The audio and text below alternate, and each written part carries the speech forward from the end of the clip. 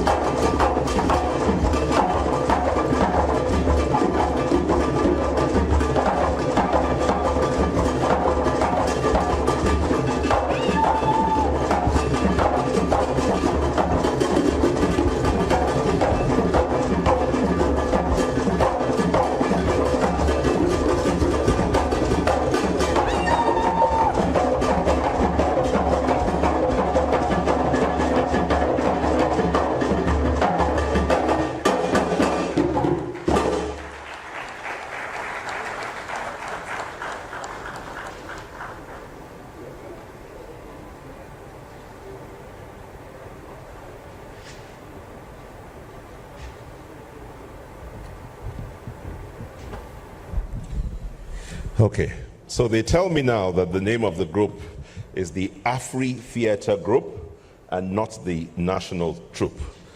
Either which way, they deserve a round of applause for the performance they just put before us. So first, I'd like to make this special appeal. This hall right now, if you're standing where I'm standing, is filled with the creme de la creme of Nigeria. The chieftains of industry, you're all here. Our political leaders, leaders of the military establishment, we're all here. Kindly bear with us. We keep receiving notes of paper from everybody that wants to be recognized. We will no longer honor those pieces of paper. So at the risk of incurring your wrath, let us just be clear that unless it is absolutely necessary, we plead for your understanding. We will try the best we can, but clearly if we start recognizing people here, then we will not have the time to listen to General Irabor's book. But I'll make this one now. First is to say that the former chief of the naval staff, Vice Admiral Dele Joseph Izoba, is here with us, and I'd like us to give him a round of applause. His Excellency, Dr. Goodluck Ebele Jonathan, GCON GCFR, former President of Nigeria and Chairman of the Goodluck Jonathan Foundation, as you've been told, is here with us this morning. Dr. Goodluck Ebele Jonathan has been accompanied to this occasion by Honorable Ishaka Mohammed Bawa, former Chief Whip of the House of Representatives, Honorable Azibaola Omekwe, former member of the House of Reps, and Miss Anne Iyonu, Executive Director of the Goodluck Jonathan Foundation. You know why I want you to give you a round of applause? Whether we like it or not, when Dr. Goodluck Jonathan was president, we would dare not go to him to ask for a donation. But today, having mentioned the size of his contingent, There is no way Goodluck Ebele Jonathan Foundation is not giving us money for this book.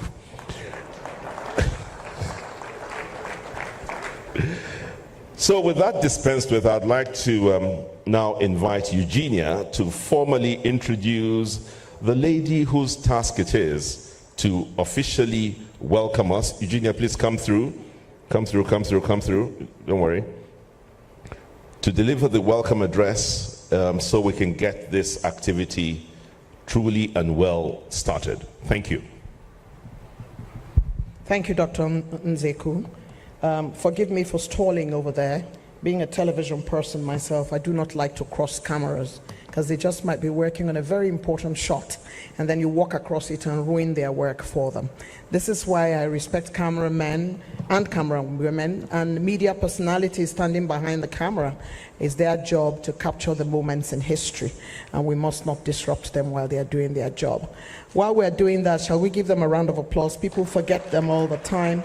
They work very hard on their feet to ensure that everything goes very well.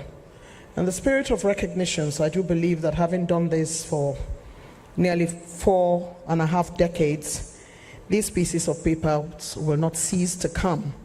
We just continue to use our discretion to decide.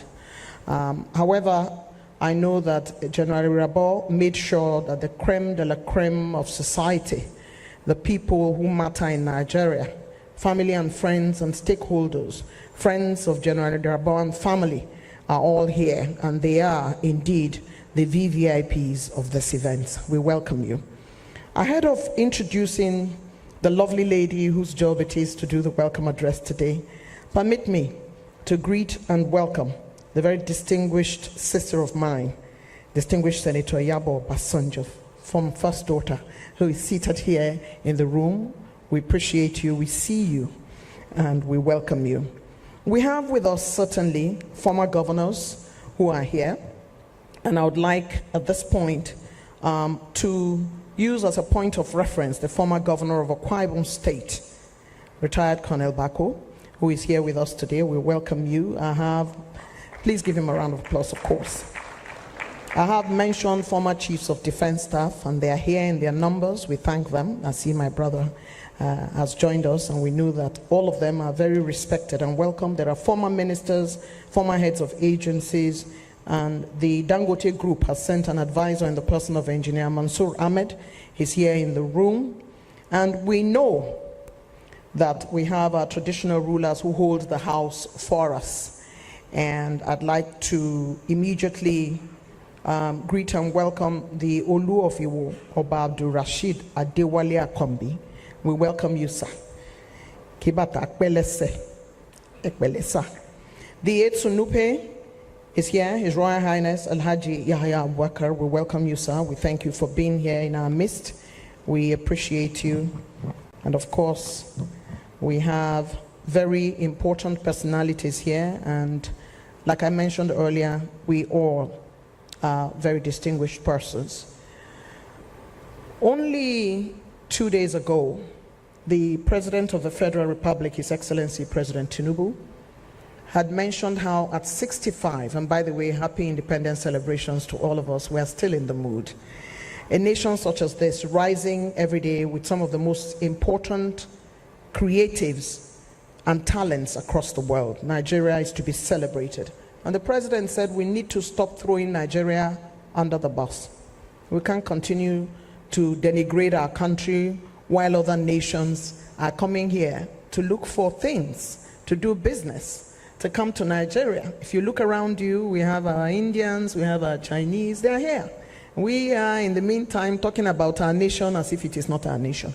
The nation that birthed us, on the sands of which we work, that graced us, that gave us the things that we have, that gave us our parents, and gave us our communities, and gave us jollof rice. It's an important nation. We should keep it that way.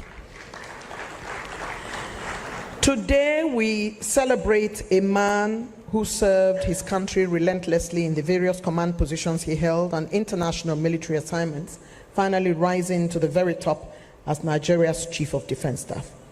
No one knows him better than his better half, who is a lead gender development expert and corporate lawyer. Barrister Mrs. Victoria Anwule Irabor, was also immediate past president of Defense and Police Officers' Wives Association, DEPOA, author of The Journey of a Military Wife, which I read twice, chronicling her life and, interestingly, how she met her husband during NYSC.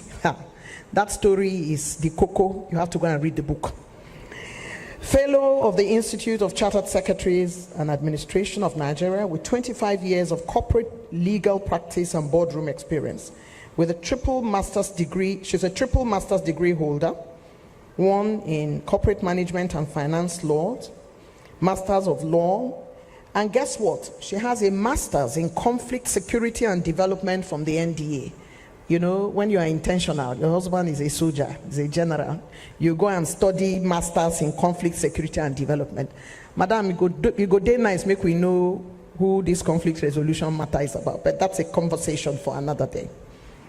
Her parents, her mother was a nurse, her father, teacher and principal, and her mother used to tell her that she will be a barrister. She's so tall, so that when she enters the court, they will respect her. She is a woman whose role in keeping the house front whole is unflappable. Please, help me welcome the family anchor, the wife, friend, and confidant of the General, Barrister Mrs. Victoria Irabor, to deliver her welcome address.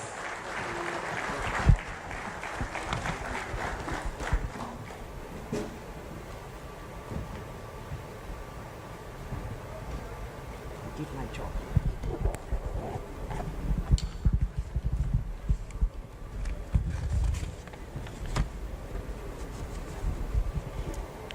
The special guest of honor, His Excellency, President Bola Ahmed Tinubu, GCFR, the President of the Federal Republic of Nigeria, here ably represented by His Excellency Muhammadu Badaru Abubakar, MNI, the Honorable Minister of Defense.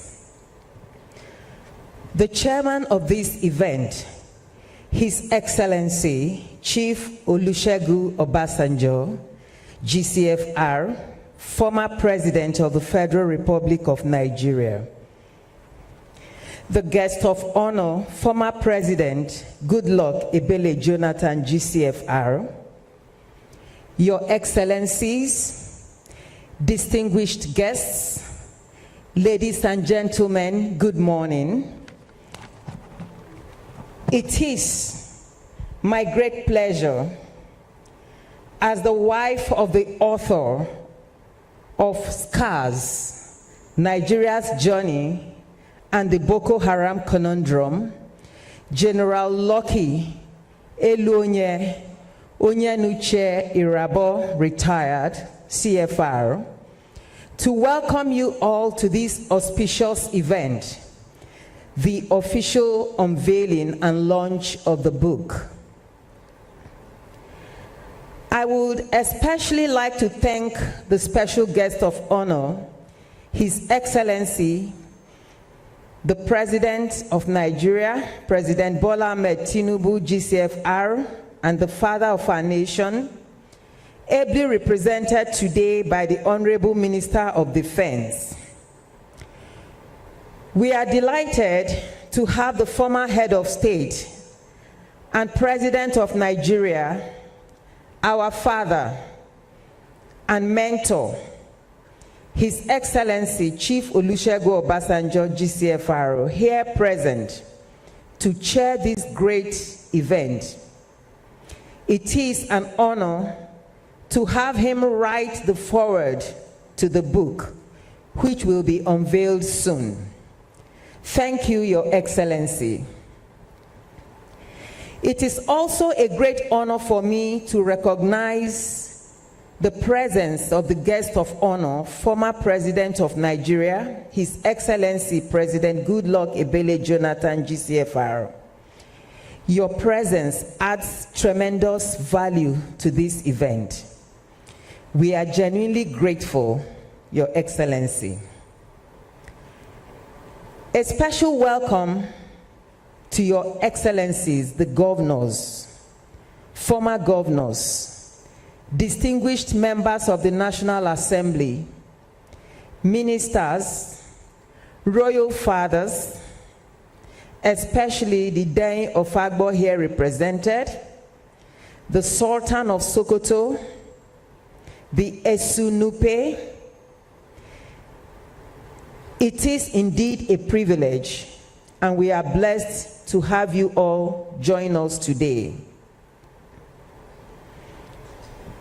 All is set for this event with the presence of the book reviewer, Bishop Hassan Kuka. Thank you, my Lord Bishop, for accepting the review of this great piece, which will soon be unveiled, and for your esteemed presence. I equally wish to acknowledge the keynote speaker, Major General Babagana Mongonu, retired, for the insights that he will bring in his reflections on national security.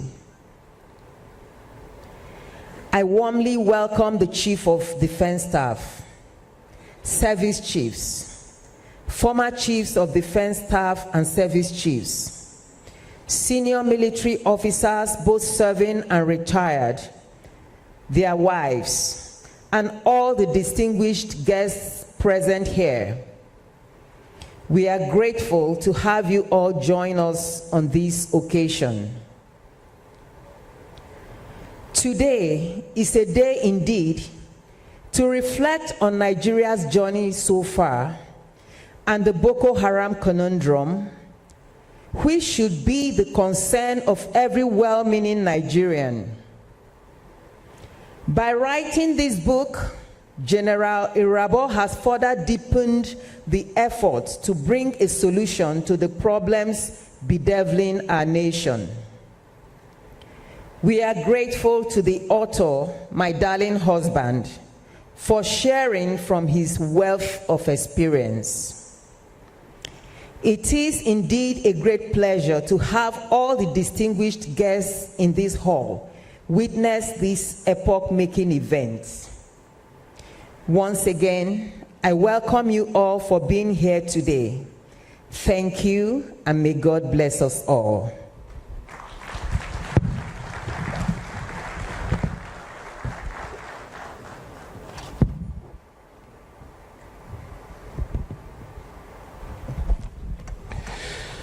It is not easy, first, to be married to a soldier, second, to be married to a very cerebral soldier, and you can understand the motivation for Mrs. Irabor making sure that she's not completely outshone in the family space. Only 3 master's degrees. If she had the opportunity, she will take the 4th and the 5th. I think we need to salute her efforts for being a dependable wife, mother, friend, and confidant. As she was speaking, I'd like to believe in good faith that we are now live on television because it's 11 o'clock. Ladies and gentlemen, Nigeria is celebrating 65 years. In the quest to build a nation that is united, peaceful, and progressive, we must constantly reflect on our successes, challenges, and failures. For Nigeria, there are myriad problems. Insecurity has remained a huge pain. Its consequences are wide and impact negatively on Nigeria's stability and socio-economic advancement. The Nigerian military has been saddled with the containment of insecurity, and our soldiers bear the scars, perhaps more than other citizens. This morning, as we gather at the presentation of this book, authored by a man who gallantly bore arms in defense of Nigeria, it is a chronicle that highlights the deep wounds of insecurity and outlines a pathway for resolution and containment.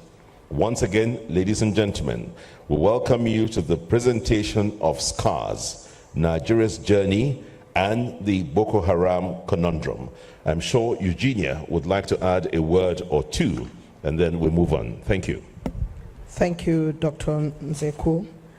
Indeed, more than just a word. What an incredible book, and I've had a sneak preview.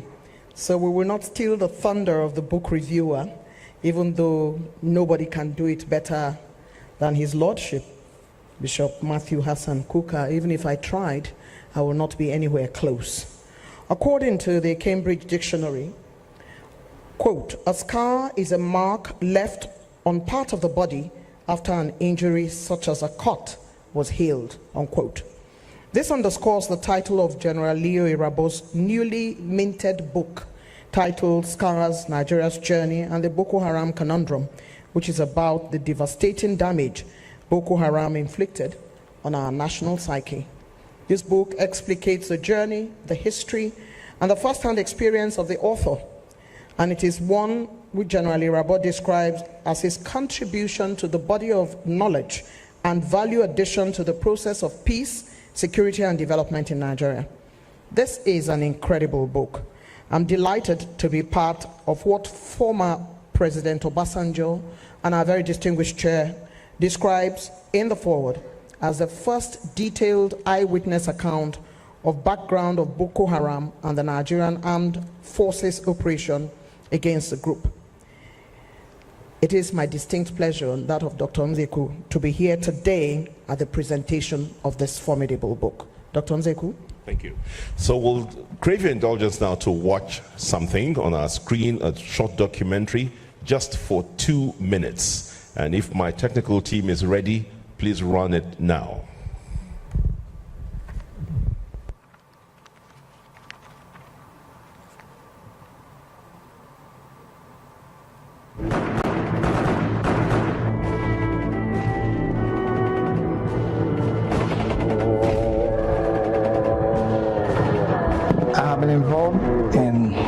Addressing the problem of insecurity in the country as a soldier.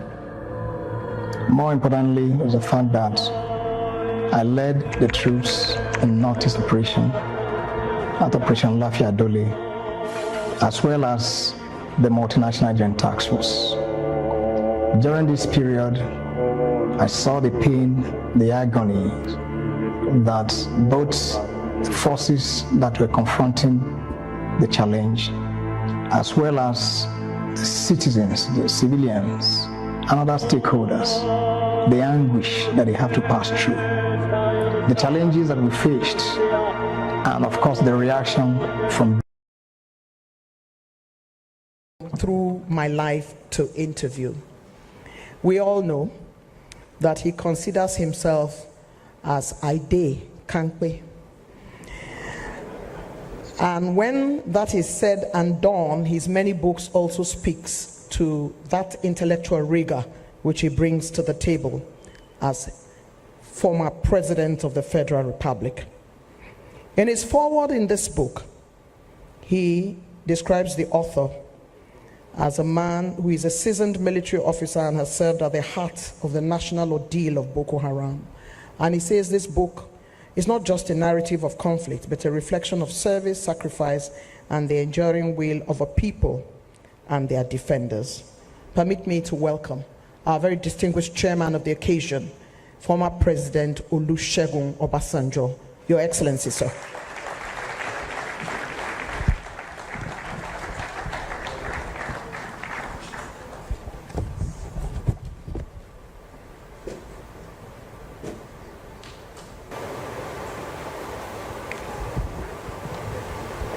Thank you very much. Thank you, sir.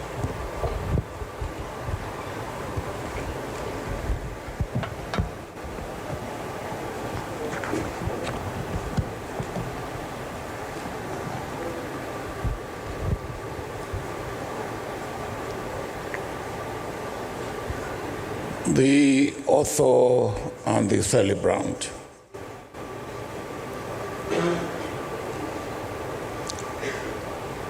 Your Excellencies, Your Eminence, Your Royal Highnesses, distinguished members of offices you hold,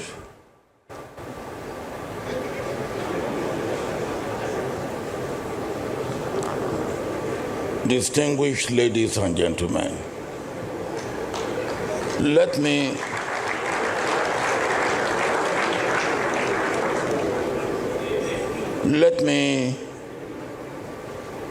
start by giving rules for this occasion. Except those that I will mention now who are on the program,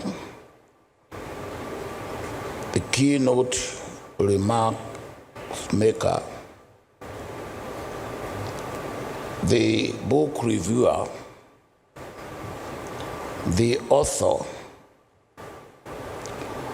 and the remark of the special guest of honor. Those are 4. And then, of course, the remark of the president that will be given by the Minister of Defense. Everybody else that will speak is given only 5 minutes, except those 5 people. And if you are speaking more than 5 minutes, I will clear my throat.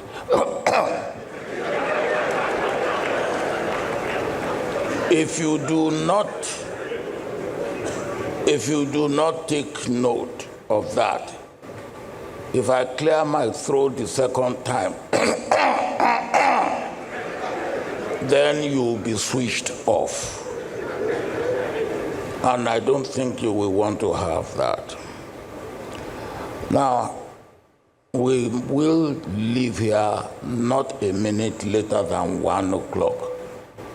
Your Eminence, agreed. You see, my first task is done. In my village, when I was growing up, we had a policeman, very tough, and they always give him a very difficult investigation to carry out. And when you go to him to beg, he was an illiterate, he never went to school. And when he wanted to show you that he's a no-nonsense man, he would say, my duty must be due. So my duty must be due. Your Eminence, my duty has been due. Your Excellencies, for me, it's really a great pleasure to be here. When General Irabor asked me to write the foreword to his book, and that was why I was very anxious, if I can put it that way, and I was delighted to write the foreword. And having written the foreword, I thought my job was done. And then General Irabor came and said, I have to be chairman. And I got a message, very clear message to General as a colleague. I said, are you not asking for overkill? If I have written the foreword, for me to come up and be chairman again, can you help me out? And I thought, I wrote the message in such a way that I would get excused. Then he came back. He was even stronger. in the demand. And I said, well, I won't disappoint a young colleague. I will be here.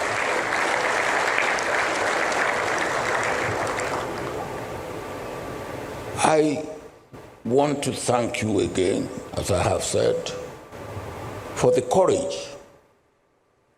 Because you need courage to write the type of book you have written. And I also see, and you mentioned it in the video that we saw, that interrogation will be a strong word, but that's the word you use. Shouldn't we examine our past?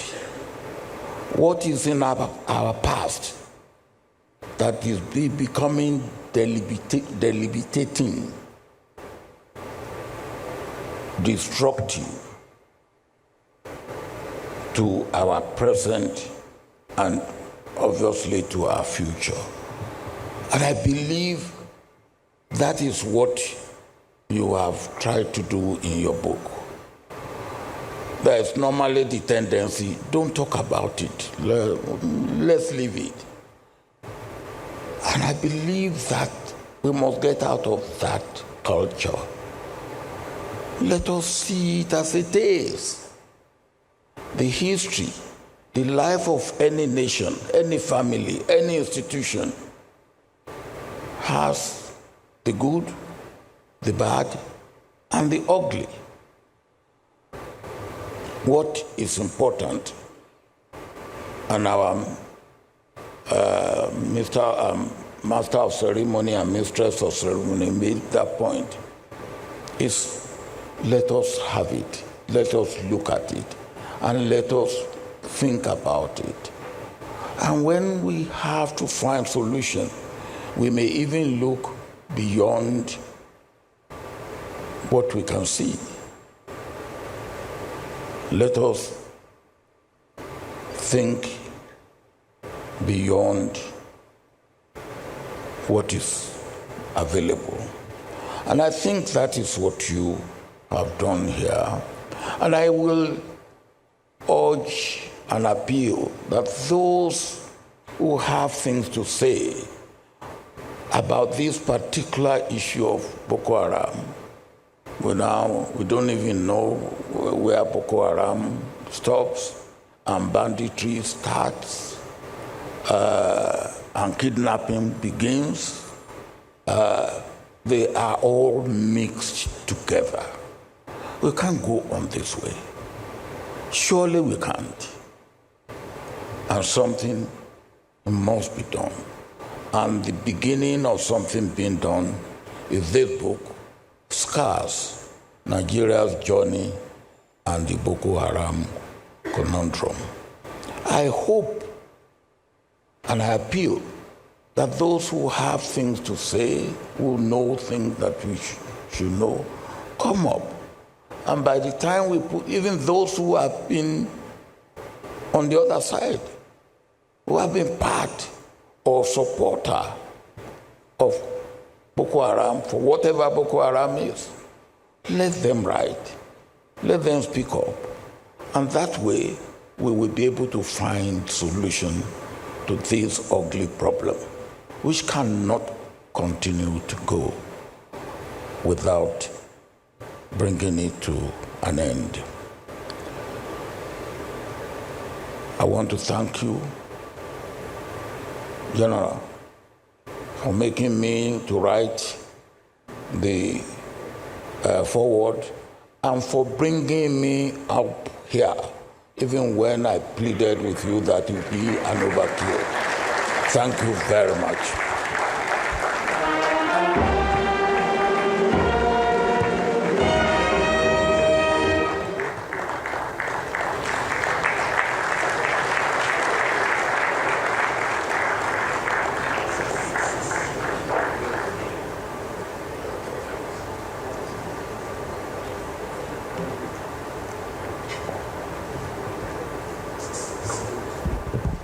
Your Excellencies, Distinguished ladies and gentlemen, let's clap like we know what time it is. Thank you very much indeed. Very distinguished ladies and gentlemen, Excellencies, we have the former Chief of the Naval Staff, Vice Admiral Awal Zubairu Gambo, in the House. We also have the representative of the Niger State Governor, Malam Umar Sanda, Special Advisor to the Governor on Policy and Strategy. Niger State Government is here. We have the River State representative. He is represented here today by his deputy, Her Excellency Professor Mrs. Ngozi, who is here with us. We thank you for joining us. And of course, we have some media moguls in the house. Without the media, where will we be? We need the media to help us tell the world what we're doing today. Jibrin Babanda,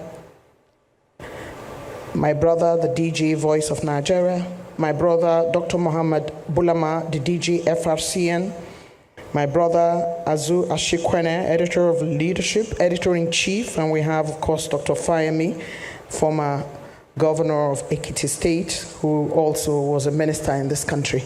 We truly welcome you to this very important event. But let's return to the chairman's very ennobling, very decisive commentary this morning. He was delighted to write the foreword, and then he was made to be the chairman, because General Irabor, they carry last. So he insisted, and our chairman accepted. As you know, the chairman takes no prisoners, so he has warned us that we must all leave this place at 1 o'clock. And if he's clearing his throat more than once, you are in trouble. During one of the interviews where I was privileged to interview Mr. Chair, I had asked him who had killed and murdered a political leader somewhere in the South. And Mr. Chairman said, even me, I've been asking that question. And he looked around the room and he said, Inspector General, who was sitting in the interview room but was not in the space, I've been telling you to find the people who killed this man. You need to bring me the information. This is the man who is vintage as ever, and as always, he has delivered a vintage chairman's remark. Please, let's hear another round of applause for him. Distinguished ladies and gentlemen, I have the honor to bring up the next speaker real quick. And this next speaker was Chief of Defense Intelligence, was Commander Brigade of Guards, was Chief of Logistics, Army Headquarters, oversaw the operation against Boko Haram, ISWAP insurgents in the Northeast. He helped to develop Nigeria's cybersecurity and intelligence frameworks. He's a believer in de-radicalization and advocates non-kinetic approaches to counterinsurgency. And he has a very strategic mindset. He also happens to be an architect. And therefore, for me, built one of Nigeria's most beautiful edifices, even though he knew he was leaving and was not going to stay in that office for long. He did what a patriotic Nigerian does, and he built the office of the National Security Advisor, which stands tall amongst buildings in Abuja, and also oversaw the building of the National Counterterrorism Center. Please give a warm Abuja welcome to our keynote speaker, General Babagana Mongono.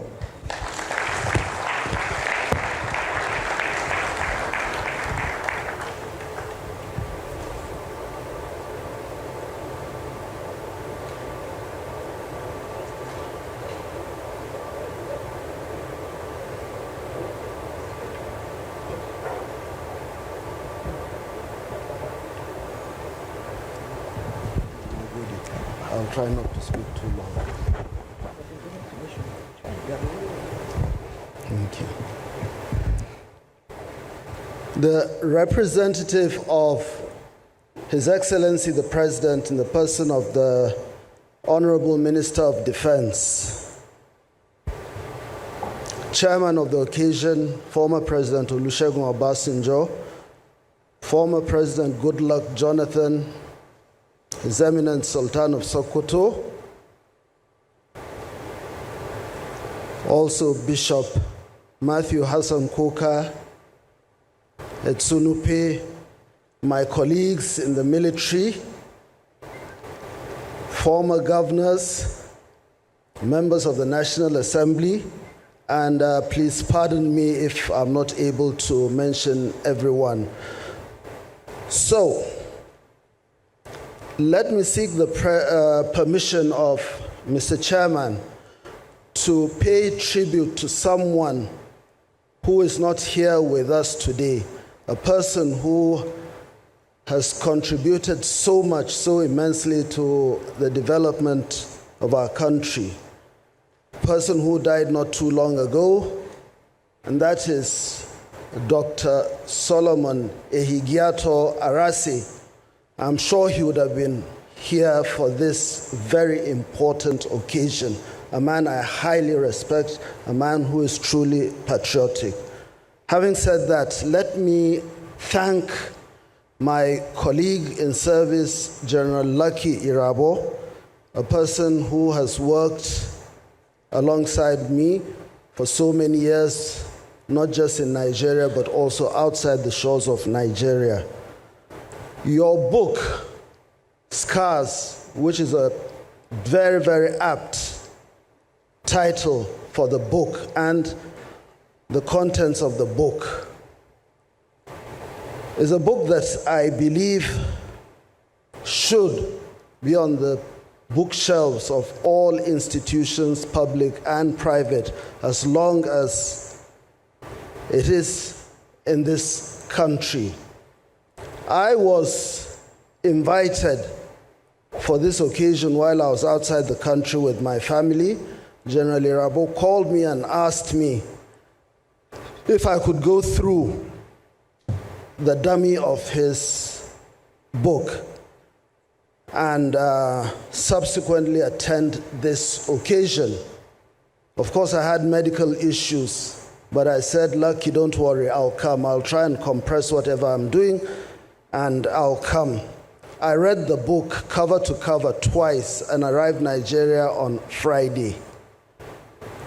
The book, as I said earlier, has a lot in it, not just looking at the central focus, which is the Boko Haram conundrum.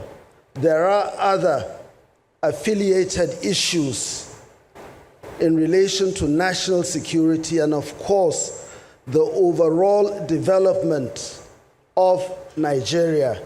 My thoughts are particularly in line with all the things General Irabor has put in this book. I'm not the book reviewer, so let me put that aside, but let me tell you from my experience, especially towards the latter part of my service to this country, I had the privilege of being involved in this very messy situation of Boko Haram. 2 weeks after I was appointed Chief of Defense Intelligence, on the 27th of July of 2009, Maiduguri exploded. And in less than 2 days, I found myself accompanying the then Chief of Defense Staff, Air Chief Marshal Paul Dike.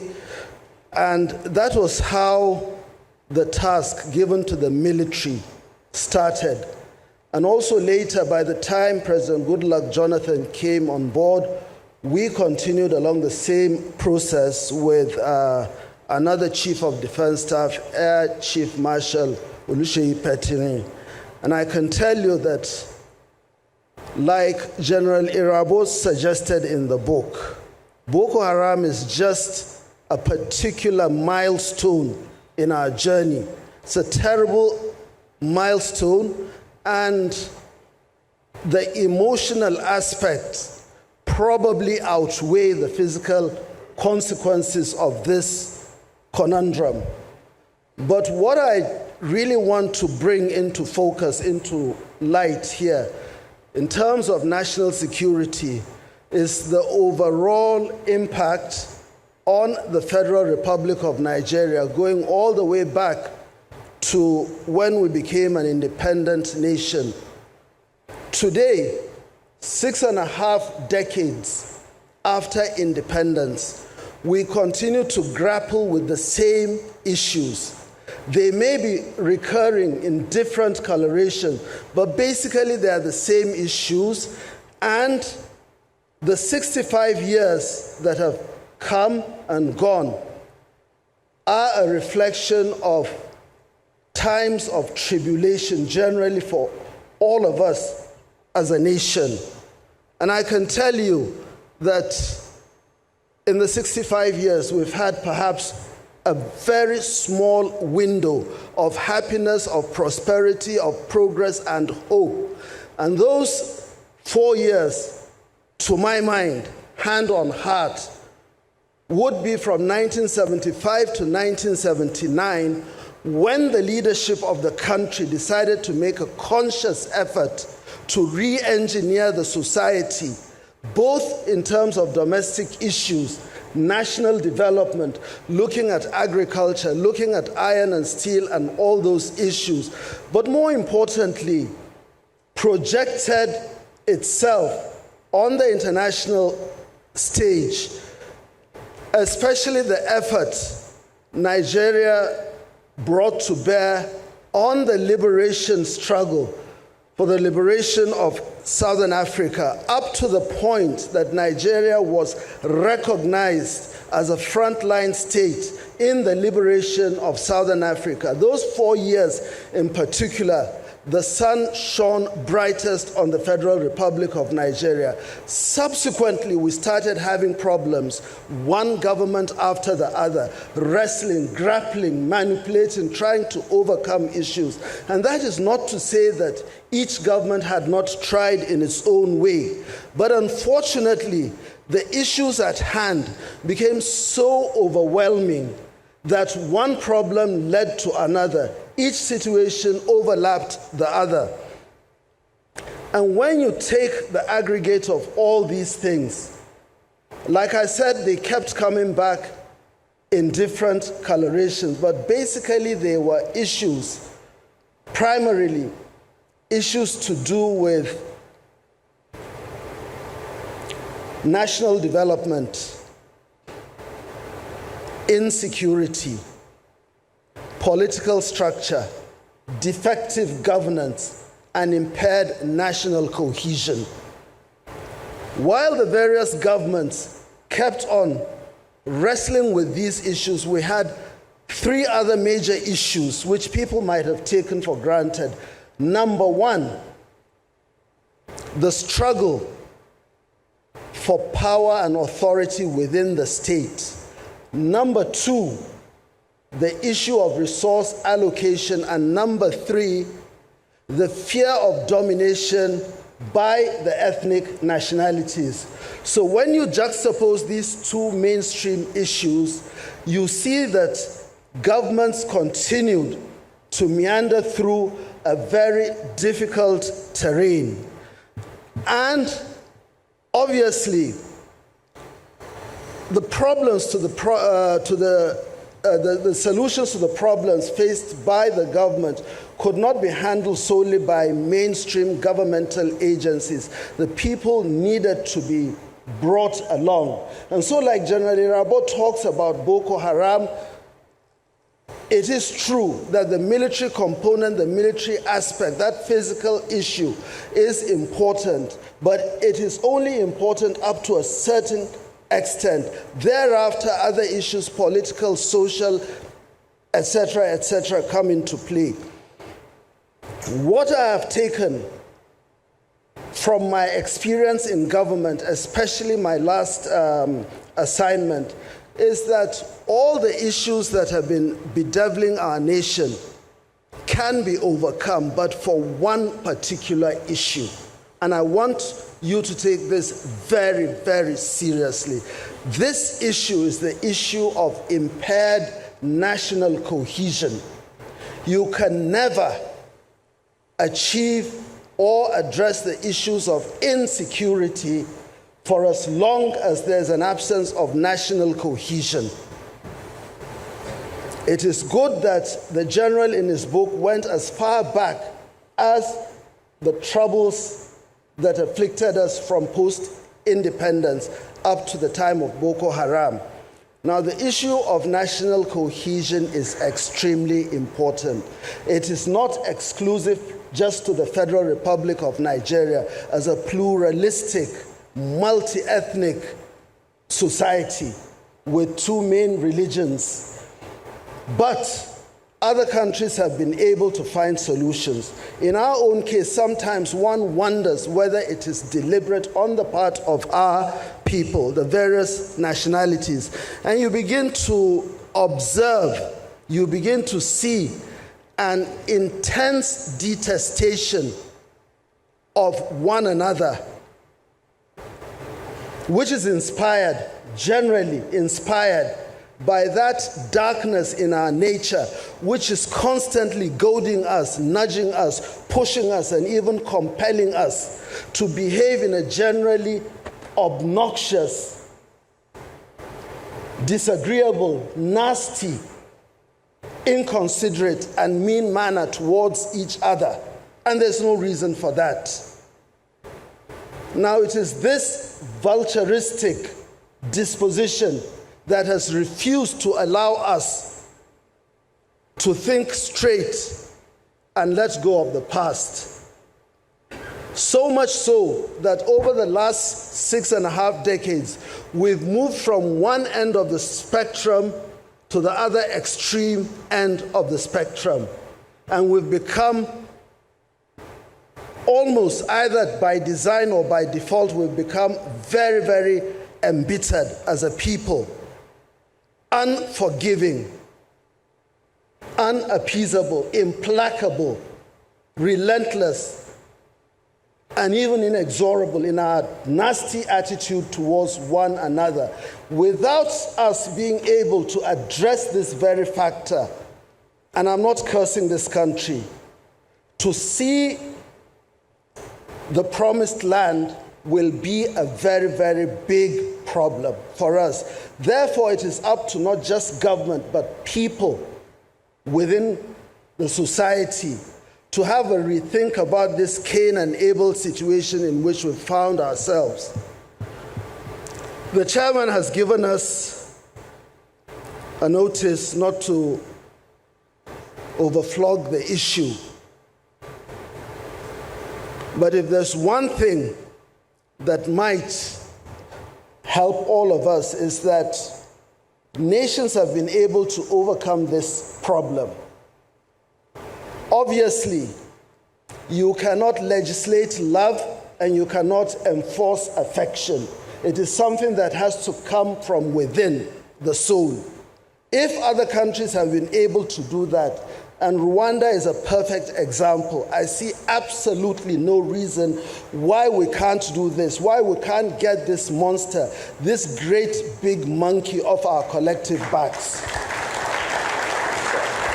I thank you very much.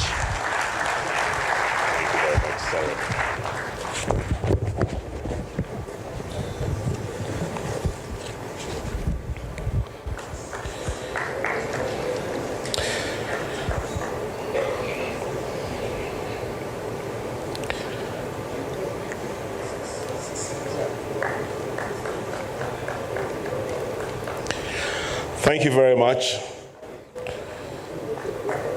Major General Babagana Mohammed Mangunu. I am sure that there's a lot that you'd want to say to us. But clearly, like they say, there are also some things that you wanted to say that you didn't quite say, but I guess all of us should use our tongue to count our teeth. That monkey needs to get off our backs. Now to the substantive matter, and before I go there, let me just say that the Special Advisor, Intergovernmental Affairs, Honorable Hadiza Meikudi, representing Governor of Katsina State, Malam Diko Umaru Urada, is here with us. Would like to welcome His Excellency and the representative here. Please give them a round of applause if we can. It is now time for us to listen to some context, significance, and the enduring relevance of the book that we're here to receive. I'd like to honor and introduce a scholar, pastor, and intellectual.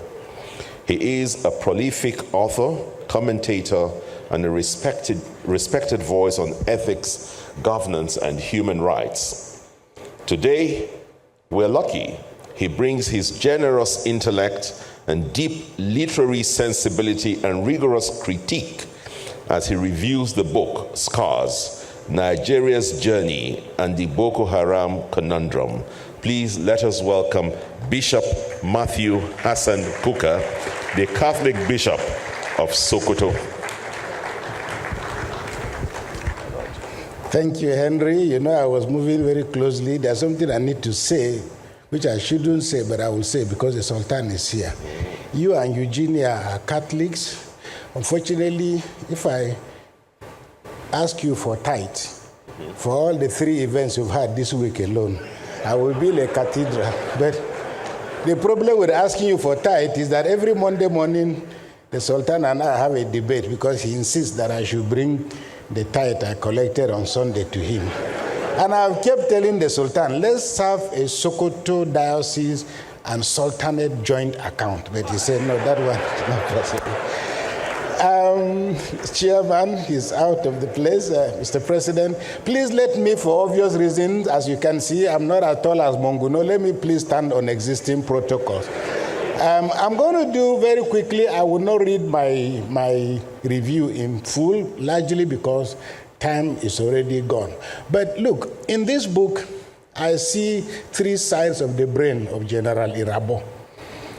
The first is maybe based on where he comes from. You know, all that Agbo, Ogwashuku, Asaba, Ibuzo area, it's a deeply Catholic environment.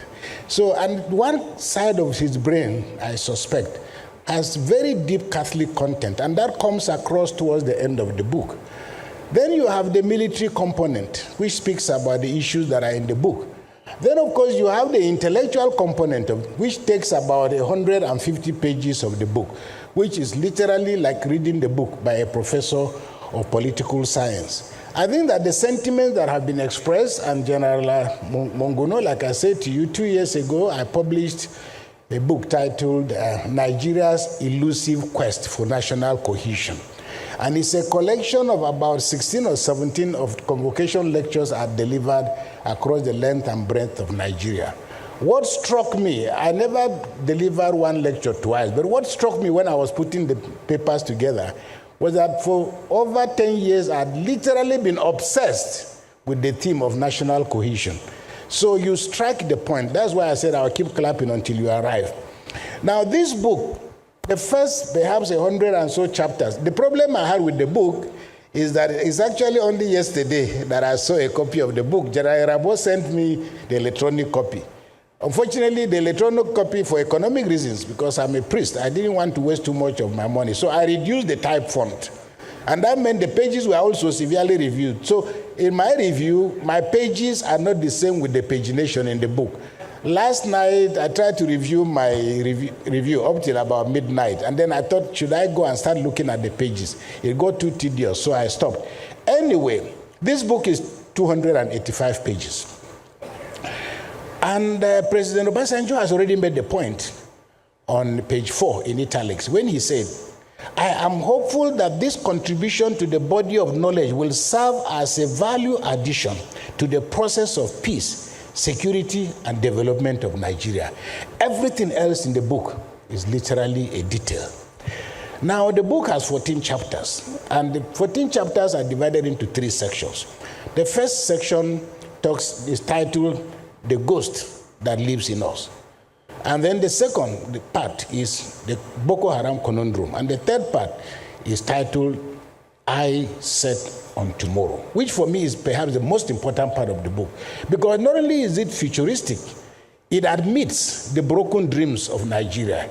It admits all the mistakes that have been made, but tries to point at a picture. And when you read the book, you will see that General Irabor is not talking now with military arrogance about what the military has done, but he talks about the issues, the soft issues that we need to become a more humane society. Because I think he admits also in the book that Boko Haram, and I think it's a philosophical question, but it's also an intellectual question we can debate. Namely, is Boko Haram a cause or is it an effect? Is it a reaction to the brokenness, for the broken dreams, to all the convoluted environment that has been created in Nigeria in the last 60 years. How did we dredge up this group of human beings? They didn't come from another planet. They are our children, our grandchildren, and so on and so forth. So the author goes through all of this, and then I think he opens the book by telling a story. And I think what I felt when I read the book was, I thought, before I even started reading the book, that this will be a book about strategy, about plan, about all the gara-gara, all the shooting, all the plotting, but it's a completely different book that you can read very comfortably on a chair. But the first thing that struck me was when the general said he decided to visit his troops. And thank God that General Irabor is, as you can see him, slim, athletic, obviously not a very heavy man. Because when he got to his soldiers, it was very easy for them. They lifted him up with excitement. I mean, this broke military protocol. But I think just to tell you, this is the chief of general staff. He arrives, and these soldiers are so excited to see him that they lifted him up. And he said, and I quote, "The soldiers seized and carried me high, as if I had injected them with doses of oxytocin." I don't know what that is. That could make them pursue Boko Haram with bare hands. And then shortly after that, he encounters the soldiers. And then he looks around, and then he poses a more complicated question, because not a solution, because he's asking himself. Again, he says, how did we get here? What has gone wrong? Who will tell the political class of the despicable conditions of our forces? What remedies exist? Will this ever end? This is on page 4 of the book. And then right there, he admitted that the foundations upon which independent Nigeria was created as a political entity failed the test of national unity and cohesion. Page 23. The psalmist, in the book of Psalms, Psalm 11, verse 3 says, "Foundations once destroyed, what can the righteous do?" So the very fact that Nigeria continues to go one step forward, 3 steps backwards, one step forward, 3 steps backwards, and we are unable to resolve the issues that we started out with, suggests, and that is answered in chapter 2, when the general now says, the title is, "When the Shield Becomes the Sword." Quite a contradiction. How can a shield that is meant to protect you become the sword? And he says, in talking about Nigeria's fractured history, talking about the military coup, he says, and I quote, "The author admits that the 1966 coup is a very sensitive issue because it has created myths, rumors, conspiracy theories around the origins and the plot of its victims. The coup, which was intended as a shield against post-independence political leadership failures, became the sword of chaos." So if you are looking for what is wrong in Nigeria and why Nigeria is still not working today, January 1966 is the scene of the crime. And for policemen, intelligence people who are involved in crime scene investigation, when you contaminate a crime scene, you lose evidence. Nigeria has refused, to return to the crime scene. And even when they've returned to the crime scene, they've become hesitant. And I think this is the point that our brother, the former NSA, has made. Now, the author goes on to talk about the Boko Haram conundrum. Now, the good thing about the book is that it doesn't discuss the theology of Boko Haram, which is a subject for another day. But he makes the point, even if it is in passing, about the circumstances, social, economic, political, that brought about this. And I will speak to it towards the end of my presentation. But please, let us not forget, in all this conversation about Boko Haram, and I think this is where the Nigerian government has gotten it wrong.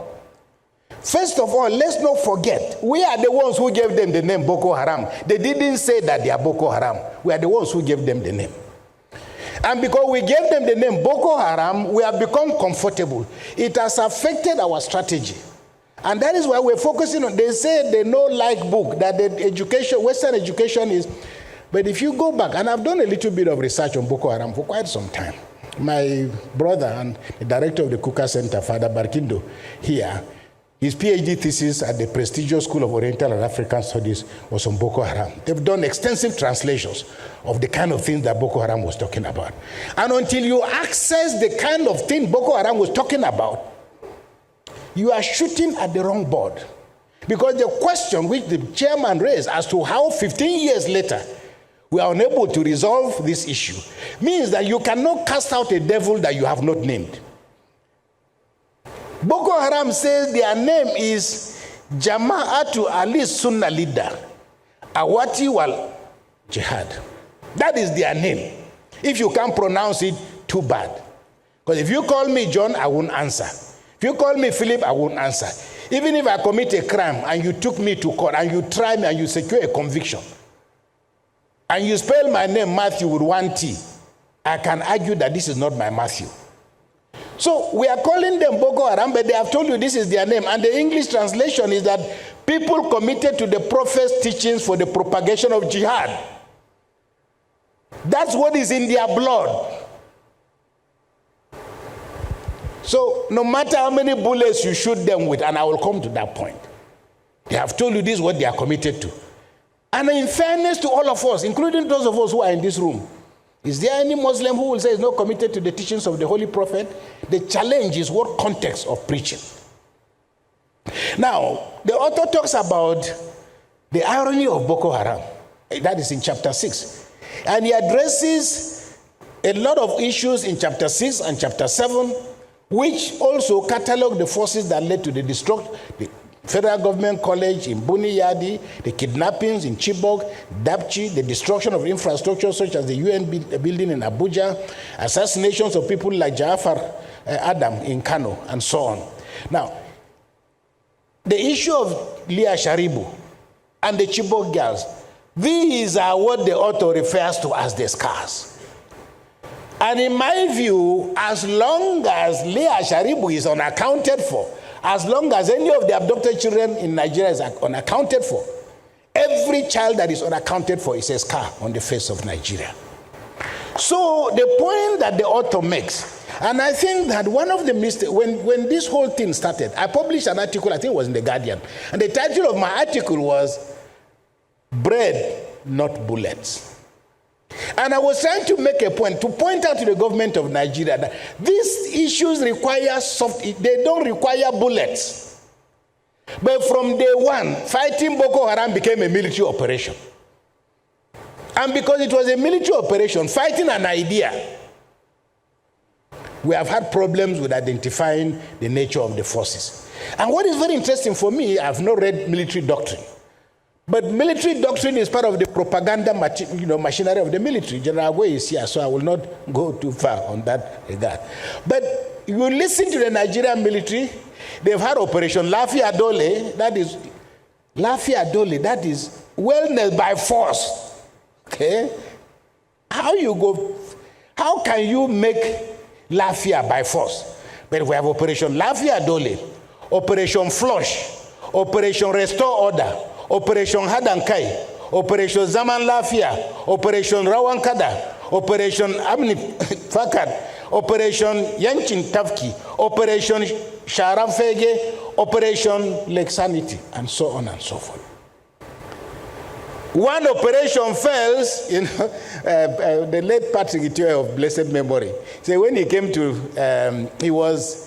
when the Northern Regional Government decided to bring all these Indians and Pakistanis after the Civil War, so many of them came. Some of them were hospital attendants, but they came to Nigeria as medical doctors. So Patrick Itiwe, because for Nigeria, if you see skin color, many of us, if you go to hospital now, many of my friends who have gone to London, they go to what's it called, the name of that street in London. But I imagine, and I'm not going into that detail, but just saying, because we're dealing with textual evidence. If Operation Dole didn't succeed, why did we think Operation Hadankai will succeed? If it didn't succeed, why? These are questions. But once we turn Boko Haram into a military, you foreclose the possibilities of information. And what If you didn't understand, if Boko Haram is fighting a jihad, you are saying Lafi Adole. Boko Haram is saying Mutu Adole. You are fighting, hoping to go. Some people are fighting a jihad, and there have been angels that are waiting for them in paradise. So they are waiting to die. To the former NSA, so I don't really have much to add. But let me first appreciate the man. Irabor is white, black is black. Thank you, you are a gift to this country. And the title of the book is quite interesting. Scars and the Boko Haram Conundrum. It is interesting because, when I was in office, and one of the major scars on my government, and it would be on my face, and like Bishop Cook has said, no plastic or cosmetic surgeon can remove it, is the issue of the Chibok girls. It's a scar that I will die with. But later on, people may know a little more details. And as also to do with the Boko Haram, what do they really want? Of course, our chairman raised the issue when interviewed some of them, and they gave him some perspective. But probably one day I pray that some of the Boko Haram leaders may be literate enough to document what they have done, so that people will really know what they wanted. Because it's like the story of the Nigerian Civil War. If you read one of the books, My Command, I think that's one of the first books that came out from President Obasanjo, because he was there. Then Ojukwu wrote his own, Because I Am Involved. So when those who were involved in something say it, you get a different perspective.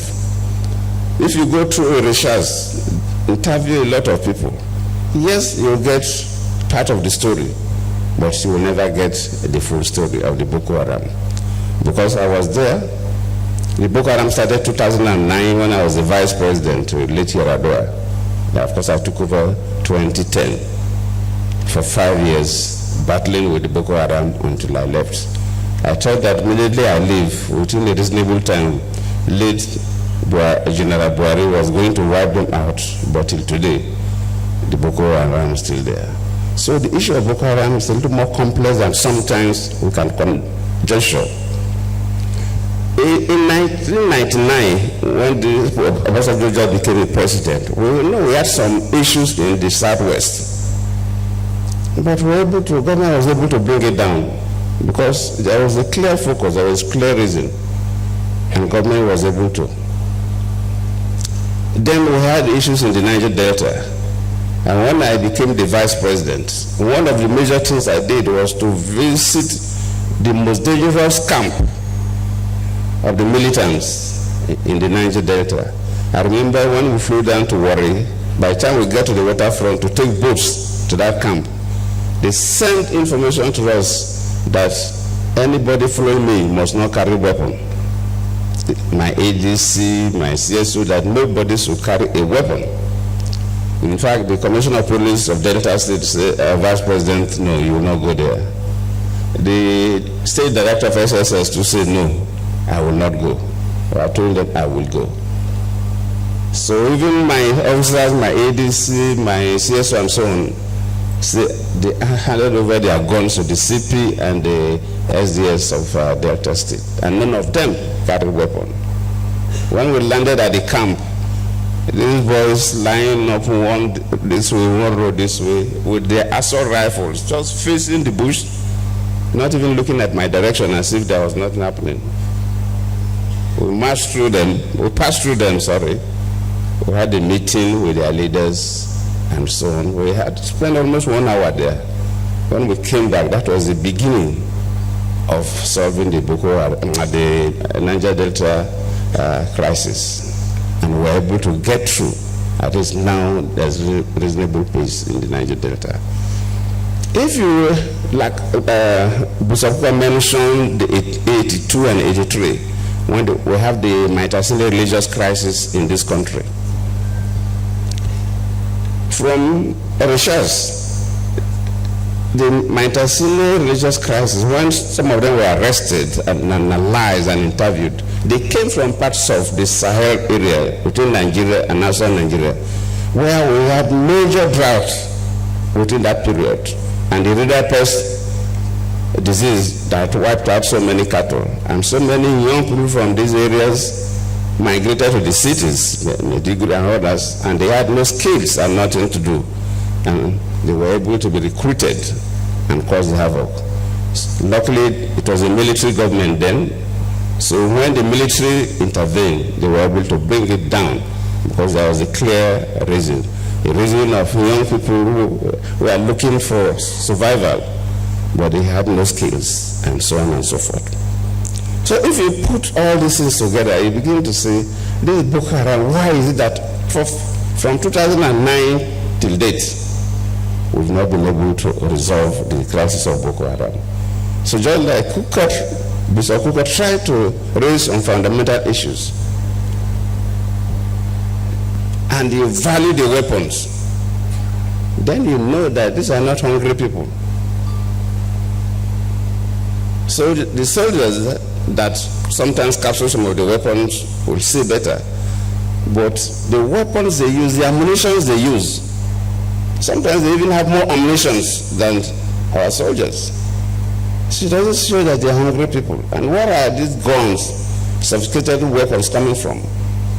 And you begin to see that the external hands are also involved, especially when I was president. So it's a bit complex.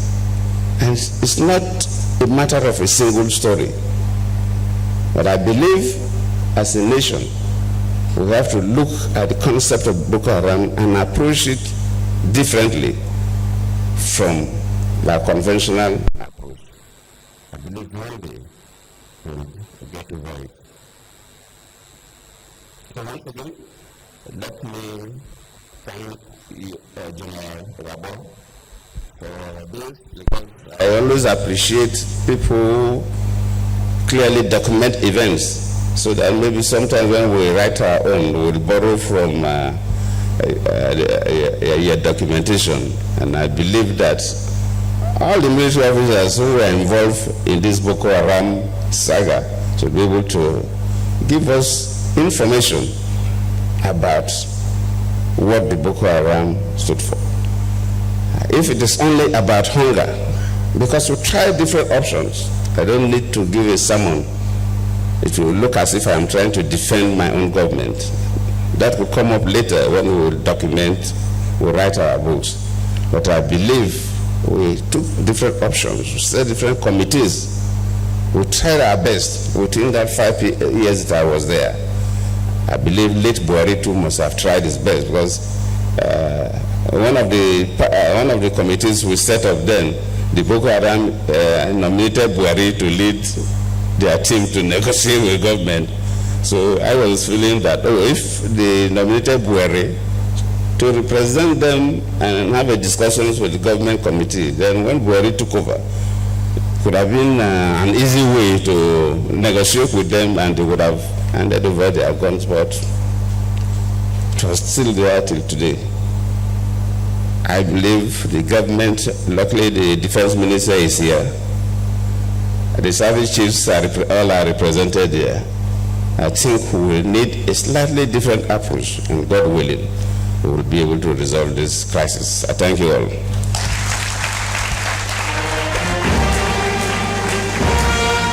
But a man who has served in the military, the very highest level, has said, quote, "There is the need for Nigerians to see one another as one, and as well continue to be our brother's keeper at all times. Our unity is not negotiable in Nigeria.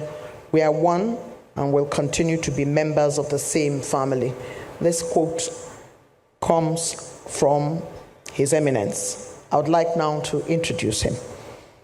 His Eminence Alhaji Muhammadu Saad Abubakar III, the 20th Sultan and spiritual leader of Nigerian Muslims, President General of the Nigerian Supreme Council for Islamic Affairs, an advocate of peace, justice, and ethnic harmony, and also a co-chair of the Nigeria Interreligious Council and President General of the Nigerian Supreme Council for Islamic Affairs. Your Eminence, sir, it's time for you to address us. Please give him a round of applause as he makes his way up here.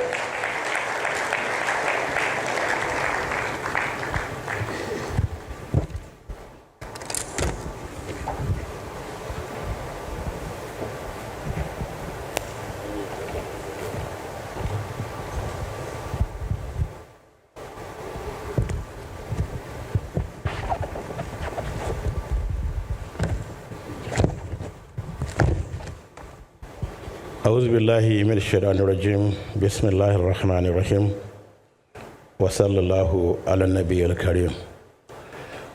I recognize the President, very ably represented by the Minister of Defense, the Chief Celebrant, whom we are all here for, and his very strong, able wife,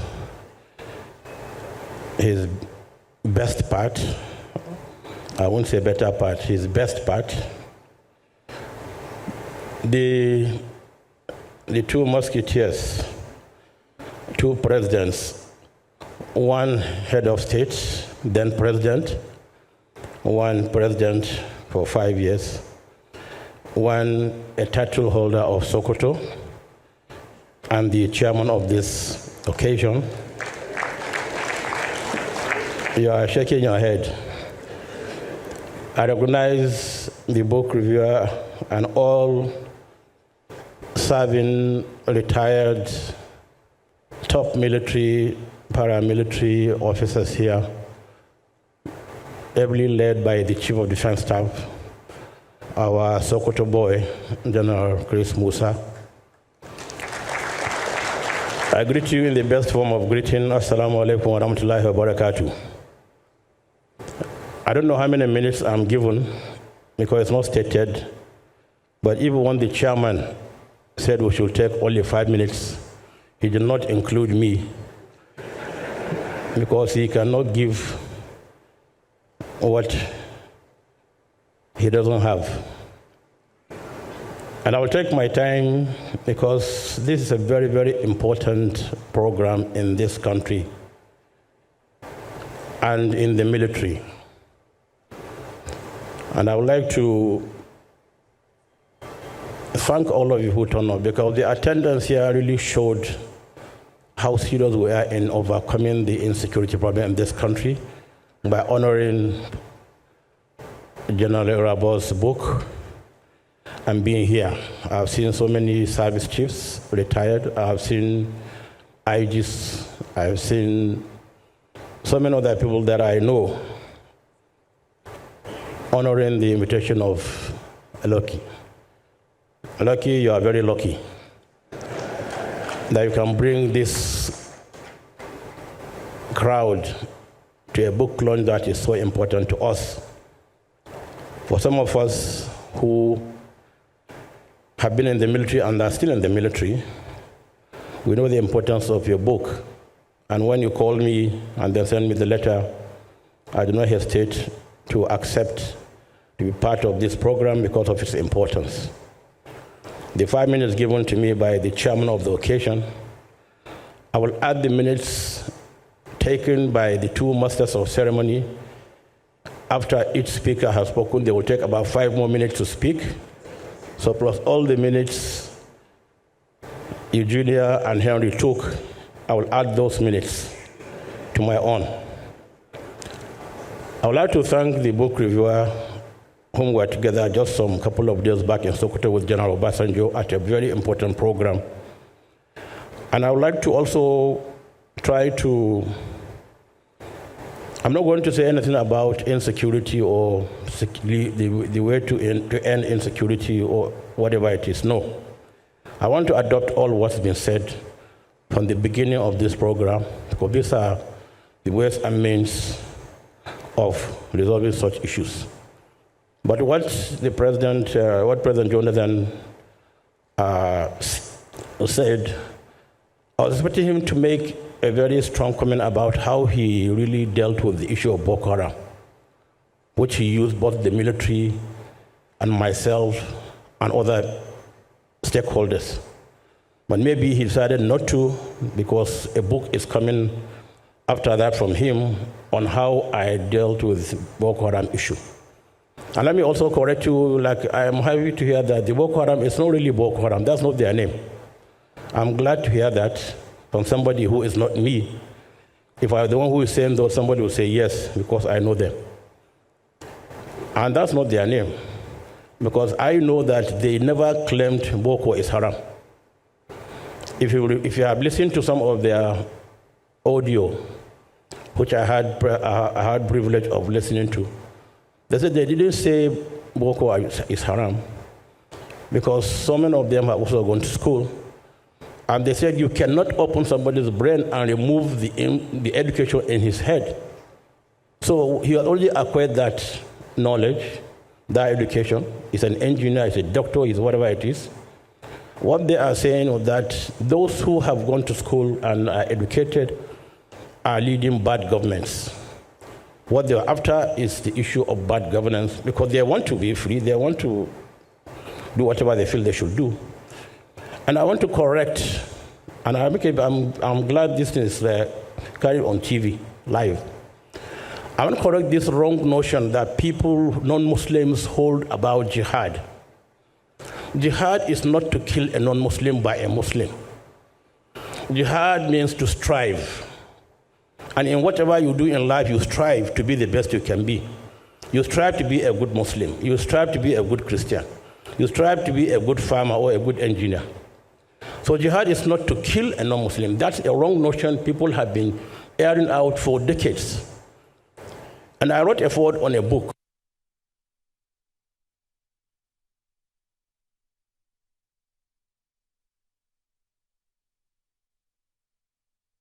across the world, published by the King of Jordan.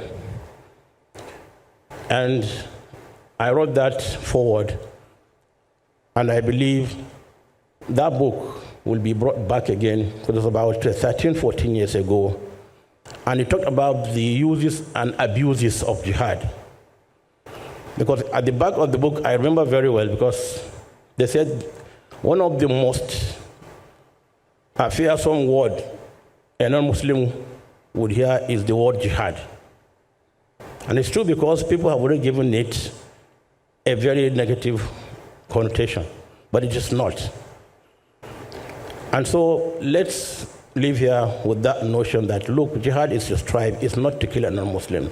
Because as we know as Muslims, it's in the Holy Quran, you cannot take somebody's life without due process. You cannot kill somebody. Because they said to kill a life, take a life or kill somebody, it's like taking the whole of humanity. That's without being following due process. But these are things that scholars will talk to you about. So let's live here with this notion that jihad is not to kill, because we are living peacefully with one another. I'm a Muslim and I know I'm a Muslim. If you're a Christian, you know you're a Christian. Then when we understand one another, we are better equipped to deal with one another. Because I know who you are, you know who I am. There's nothing you can do to me. There's something I can do to you. Understanding is the most important thing. We understand one another and live peacefully in this country. And I want to also correct the notion that when Bishop Coker talked about Islamism, you use some words maybe in a wrong manner, or somebody might feel Islam is negative. Islamism is not aimed at seizing power at any particular forum. Islam is after good governance in society. And whoever is there, President Goodluck Jonathan was president, we gave him 100% support throughout his presidency. Nobody said anything negative about it. He knows that and he's here. So Islamism is not what you think it is. It's a wrong notion that you are bringing up here, that it's to seize power. It's not to seize power. We're after good governance. September 2019, I gave a talk on Islam and good governance in Nigeria. President Buhari was just going in for his second term. After I finished my talk, the following day, papers carried it. I was aiming at President Buhari's second term, because I said things that a good Muslim should do as a leader and what he should not do. And these are written. So we have a code. We have a code of conduct. We have ways and means of life, the Holy Quran and the hadith of our most noble Prophet Muhammad and the consensus of the ulama, that's the clerics. These are three things guiding us. Anybody coming outside this to say things that he really doesn't know about is not speaking, it's not for Islam. Because Islam abhors extremism. Islam abhors extremism. You cannot be an extremist and then claim to be a good Muslim. So let's learn some of these issues, and then when we're talking about insecurity or security in our great country, we have to be careful in how we say things, how we present them. And another particular paper I'm talking about, I gave Bishop Kuka a copy, Islam, what Islam means in good governance. So let's come closer as one big family with different backgrounds and forge ahead to make this country a better country. Because there's nothing anybody can do about a Christian or a Muslim being who he is. Because when we are coming to the world, we didn't beg Almighty Allah to bring us into the world as Muslims or Christians or Jews or whatever it is. He decided in his own right to bring you into the world as a Christian or a Muslim or whatever it is. We must learn to respect one another. We must learn to live with one another. We must learn to help one another, because we must be our brother's keepers. And so many Christian leaders here know that. It's in the holy books also that we must be good to ourselves. And I want to thank the chairman of the occasion for coming to Sokoto once more. And I assure you all, we are here to do our best to help our governments at all levels, from the presidency to the states, to National Assembly, to our very gallant military officers and soldiers, because we know what they are doing, we know how they are doing things in a very difficult manners, because I'm a privileged person to sit with them always to discuss what they do, from the CDS down to the service chiefs, and we exchange notes. So people that you sit together with and discuss, you can never be against them. So I count myself as one of them, and I'll forever be one of them, because let me correct people, generals don't retire. Because when you start calling Irabor general retired, no, he's not retired. He's a general and a first-star general. If Irabor wears his uniform now and march into the field, he'll be fighting insurgents. You can see him how smart he is. So generals don't retire. But I want to commend our armed forces. You are there doing the difficult one for us. And we thank you, and we continue to pray for you, to urge you to continue to do your best. Don't look back. Forget about the comments of other people, the not so good people that always see you as government tools. You are not government tools. You are national tools. You are not for president or governors or whatever. You are for the nation. That's what you should know in whatever you are doing, whenever you're going for operations. You can name 100 operations. It doesn't matter. Those people don't know how you change nomenclature of operations. It's to suit the environment, nothing more. So it's not that you have failed. You have not failed. You are still doing your best. Continue to do your best. And we urge our political leaders, the Minister of Defense is here, give them the best you can give them. And inshallah, we will not eliminate insurgency, but we will use it to the maximum that we can. I mean, to the minimum level that we can go about doing our normal lives. So finally, I would like to also, as somebody just mentioned quietly, maybe do we put together all our service chiefs, both military, paramilitary, lock them in a room, tell them, bring out a solution on how do we end this? Because experiences matter. You cannot buy experience. Somebody who was chief of defense staff 10 years ago, 20 years ago will still have, how did you do your own? How did you succeed? How did you become short of total success? When you sit down and discuss this, I think you will come up with a very, very important document that you will just march to the commander-in-chief He will give you the marching orders, give you the resources, and the country will be a much better country. So we thank you most sincerely, and we thank Lucky and your wife. Wish you all the very best, and wish you also safely back to your various destinations at the end of this program. And I greet you in the best form of greeting. Assalamu alaikum wa rahmatullahi wa barakatuh. As always, I tell people, let's tell ourselves the home truth. Let's not hold back.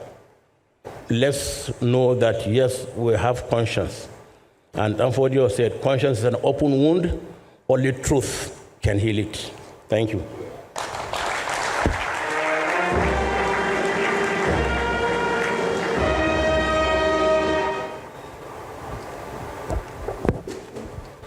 His Eminence has spoken not just as a spiritual leader, but he has also spoken as a general who has worked in the military.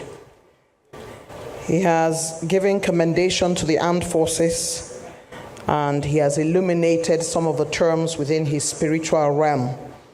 Let's give another round of applause to His Eminence, please. The region of Nigeria that has suffered most from Boko Haram is the northeast region of Nigeria. The managing director of the Northeast Development Commission is represented by Professor Abba Gana Mohammed, Head of Research and Planning. We thank you for being here. Your Excellencies, the representative of the President of the Federal Republic of Nigeria, Minister of Defense, Excellencies, former presidents of the country, distinguished ladies and gentlemen, we thank you for staying the tide and for supporting this book. A man who just rose from the conference, the highly successful conference of African Chiefs of Defense Staff, is a man who is Nigeria's Chief of Defense Staff. He galvanized that meeting and is the maiden one, and it was highly successful. Please help me welcome Nigeria's Chief of Defense Staff, General Chris Musa, who would now deliver his intervention.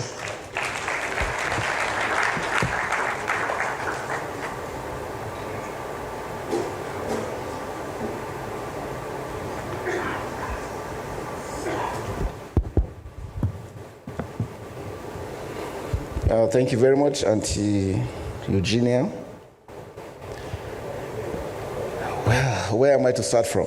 It seems I'm the one in the uniform today, but like it was said, generals never retired. Every general that is here has the uniform deep down inside. For me, it's a privilege to be here today with the wonderful personalities here. Shows the love, the respect we have for General Irabor for putting this book in. Please permit me to stand on the already established protocol, because time, I think, has already gone so far. It gives me great honor and profound joy to stand before you on this special occasion, being the launching of the book titled Scars, Nigeria's Journey and the Boko Haram Conundrum. The author, General Lucky Elonye Onyenuche Irabor, not retired, our immediate past Chief of Defense Staff, and an icon of the armed forces of Nigeria. Today is significant as it also marks the celebration of General Irabor's 60th birthday, a milestone that reflects not only the grace of God, but also a lifetime of service, sacrifice, and enduring patriotism. General Irabor is a soldier's soldier. His name resonates with courage, discipline, intellect, and integrity. We say thank you, sir. I stand here today not only as his successor, but also as one who has benefited immensely from his towering example, steady mentorship, and inspiring leadership. His footprints across our nation's military history remain indelible, particularly in the fight against insurgency and terrorism. And this book is what we're going to use as our précis I had the privilege of also being the theater commander when he left years later. I was there for about 19 months. And the book captures everything that's going on, everything that has been wrong, and the solutions that are required to move forward. So it is for us as a nation to look at this clearly, faithfully, truthfully, in order to find solution to what is going on. And as it has been said, it is not only a military solution. From my experience, the military solution is just about 25-30% of the solution. General Monguno was here and he spoke about national cohesion.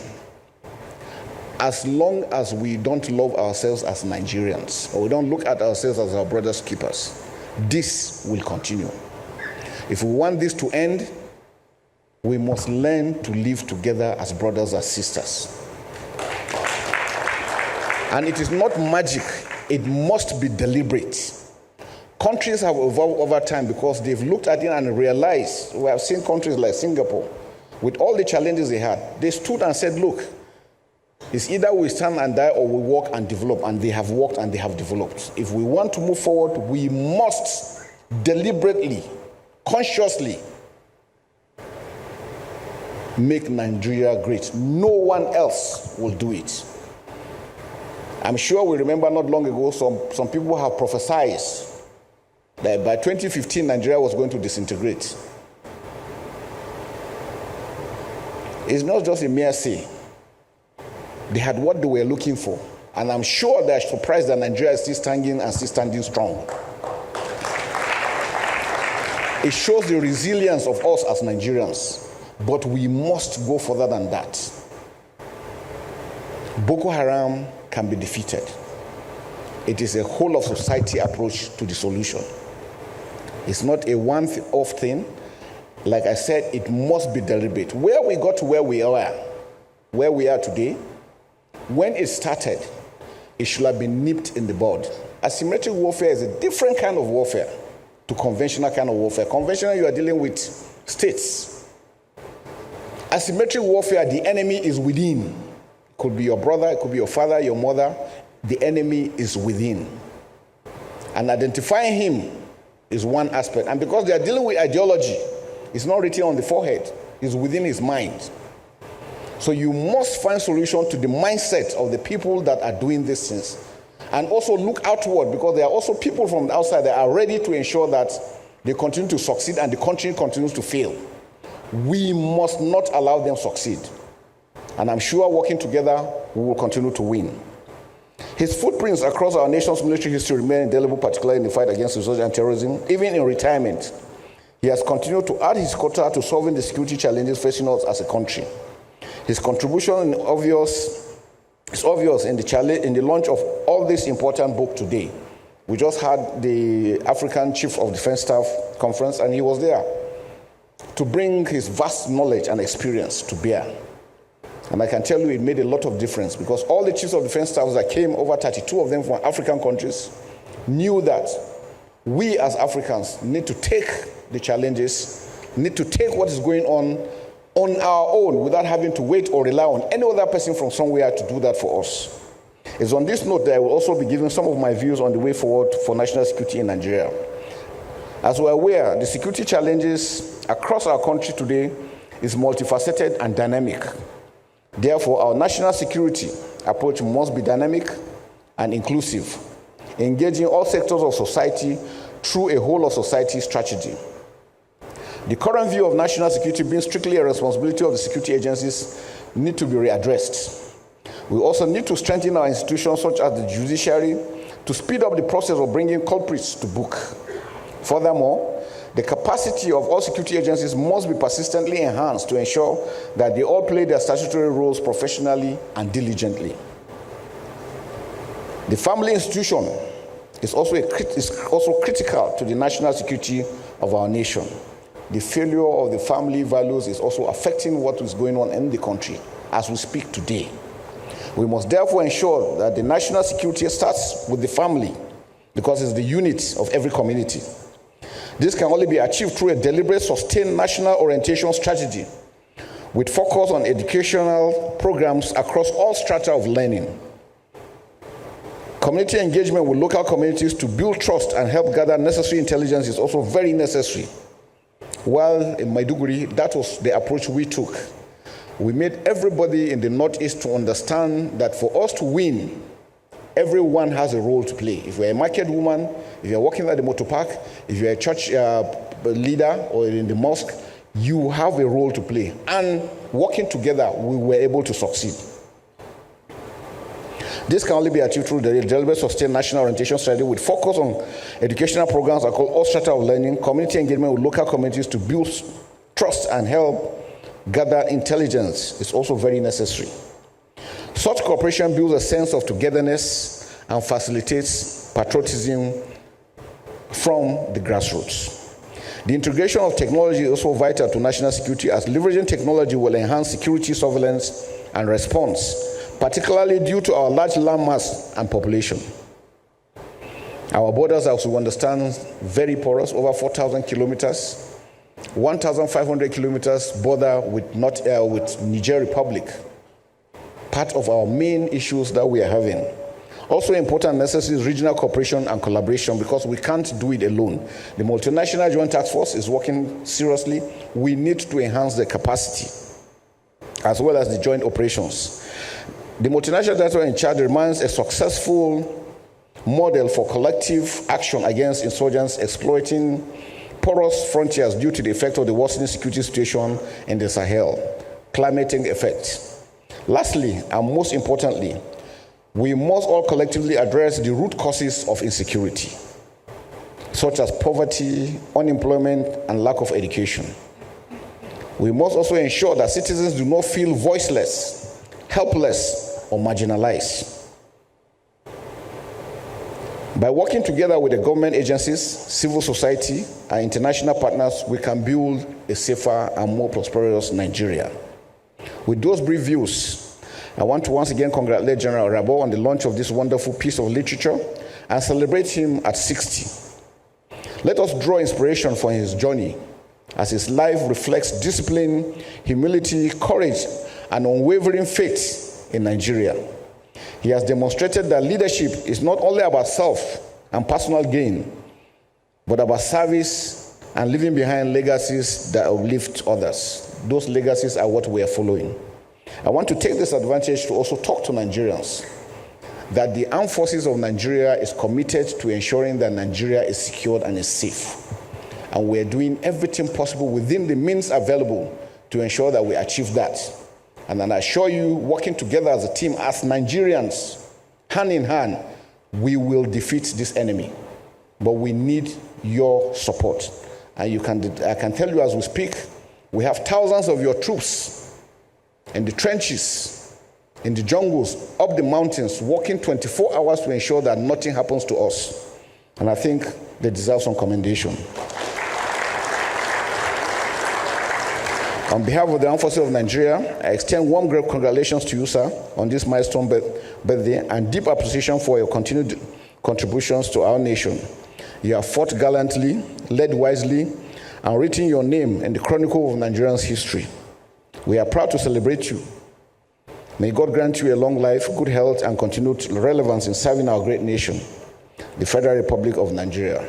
Happy birthday, sir, and congratulations on the successful launch of your book. Thank you, and God bless you.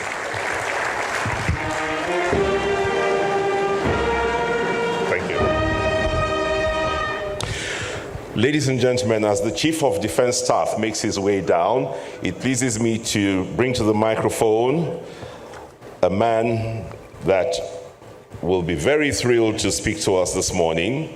He was Chief of Defense Staff himself, 2003 to 2006, and was former Chief of Army 2001 and 2003. And in that period, the author today was his aide-de-camp, his ADC. Please join me respectfully as we bring to the microphone General Alexander Ogomudia.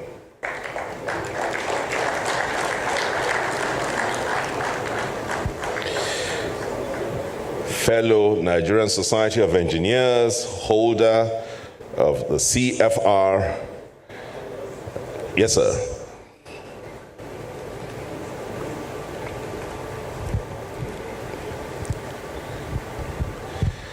The boss who has mentored another boss. Yes.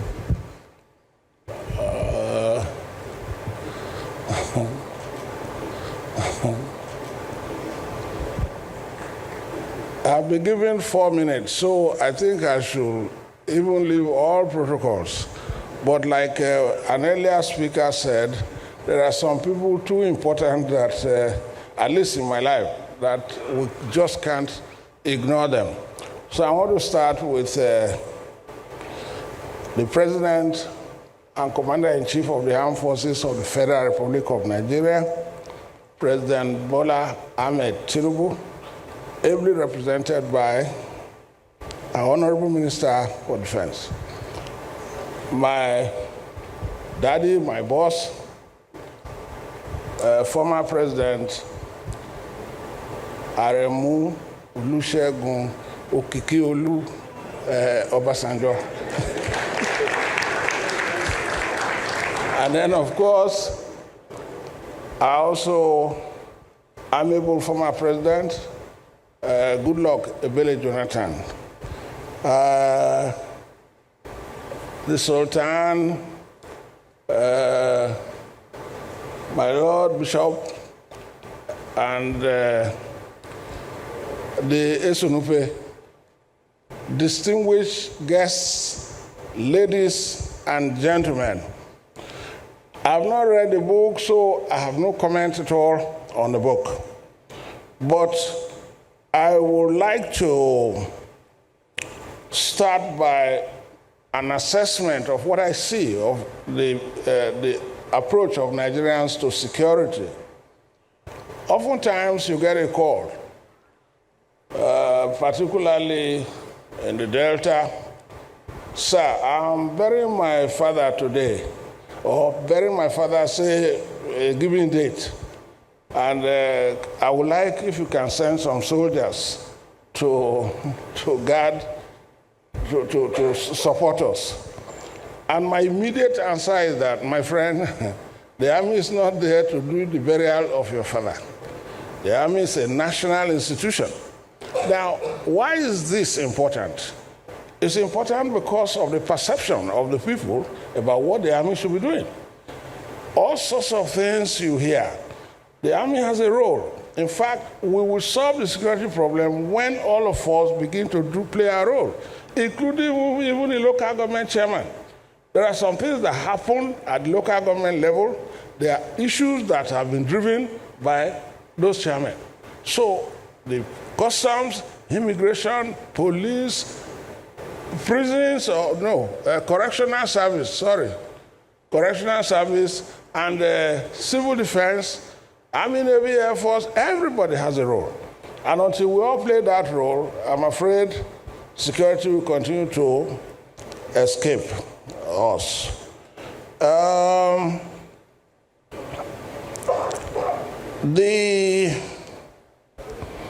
If we take security, for instance, as an enterprise, then of course we must know that there should be an objective. There will be a mission. And therefore, if you have that, then you are going to have structures to be able to achieve that. Those structures also must have some authority, they must have some manpower, they must have some training, they must have procedures for what they want to do. And therefore, we will always have an opportunity to reflect on those things anytime we want to actually get security right.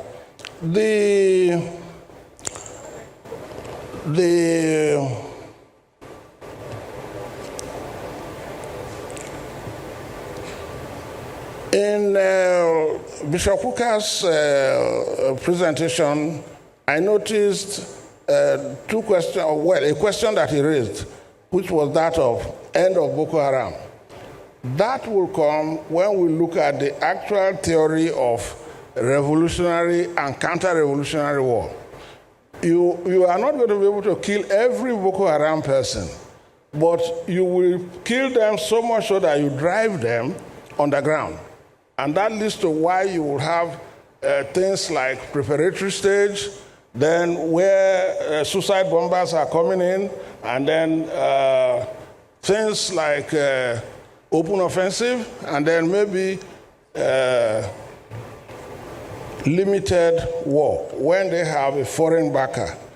That is what will happen. So if we beat them sufficiently, it will go underground. But that must also take along the non-kinetic effect, because these people are responding to certain stimuli in the society. So you must do something to solve the problems that are addressing those things. Now, so we talk of solutions, or maybe another point he made. You were looking for an operations room at the presidency. No. It is when you have a war that has halted production in a country. That's the only time you can have that sort of thing. But otherwise, the ops room in the defense headquarters and other headquarters, service headquarters, can solve the problem. So what should be the way forward? Now, one of the things that I think is so critical about the way security is going is because of impunity. A lot of things are happening. In fact, I've said to some people, if we can see God, some Nigerians will slap him. That's the situation. So it means that we need to do more to punish people for what they are doing. And in this regard, intelligence is key to what we do. In fact, this war, a better part of it is intelligence. Once you can locate the real person you want, you go for him, and you take him out. It's not a long story of taking him to go and keep him in some jailhouse and 8 years, nothing done to him, until they come and plan the escape and all that. No, you must take them out. Now, the leaders also must find a way to start the solution of the problem at the beginning. You see, we tend to leave this thing too late. And once you tackle insecurity at the beginning, you can solve the problem, because at that time they have not built up. They don't have logistics, they don't have all what it takes to be able to do things that can damage the country. But if you don't do that and you wait until they have gone far, then you are going to need a war to fight or to solve the problem. And that's precisely the situation Nigeria is in. Thank you. All right. Thank you, sir. Yes. Thank you very much, sir. Thank you very much. Apologies, sir, that we had to help you abridge your address, but nonetheless, the message is clear. Please, a round of applause for former Chief of Defense Staff, General Alexander Ogomudia. Ladies and gentlemen, we have come to a point that is close to the high point of this afternoon's occasion. We're told that if your actions inspire others to dream more, learn more, do more, and become more, you are a leader. So says the 6th President of the United States of America. You would agree with me that this afternoon we're bringing to you a man who first and foremost is an engineer, holds a master's in international affairs, another master of strategic studies, a man who was theater commander, Lafia Dole, commander of multinational joint force at N'Djamena, Chad. He was Chief of Defense Staff 2021 to 2023, and today he's added the title author to his long list of accomplishments. Please, for the biggest applause of the afternoon, let us welcome General Lucky Irabor.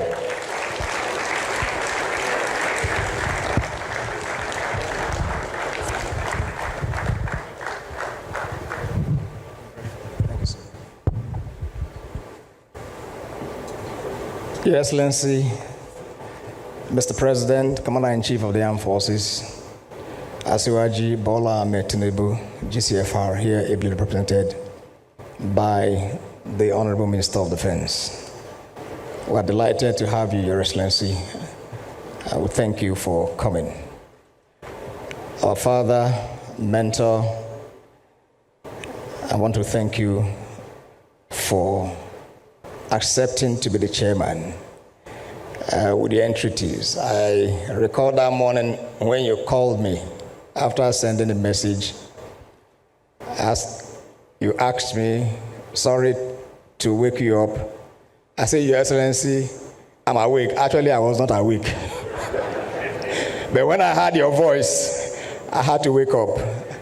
Thank you so very much for indeed not only offering the forward, but also being the chairman of this occasion. And for our guest of honor, the former president, I would like to also thank you. Our royal fathers, distinguished guests, ladies and gentlemen, I know that our time is fast spent, and I thought that it's necessary for me to join my wife to also welcome you again to the launch of this book, Scars, Nigeria's Journey, and the Boko Haram Conundrum.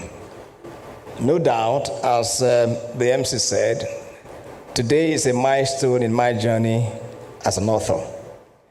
I never knew that this is the life of an author. I think, in fact, from the experience I now have, I have utmost respect for anyone who has put his pen on paper to author a book. Congratulations.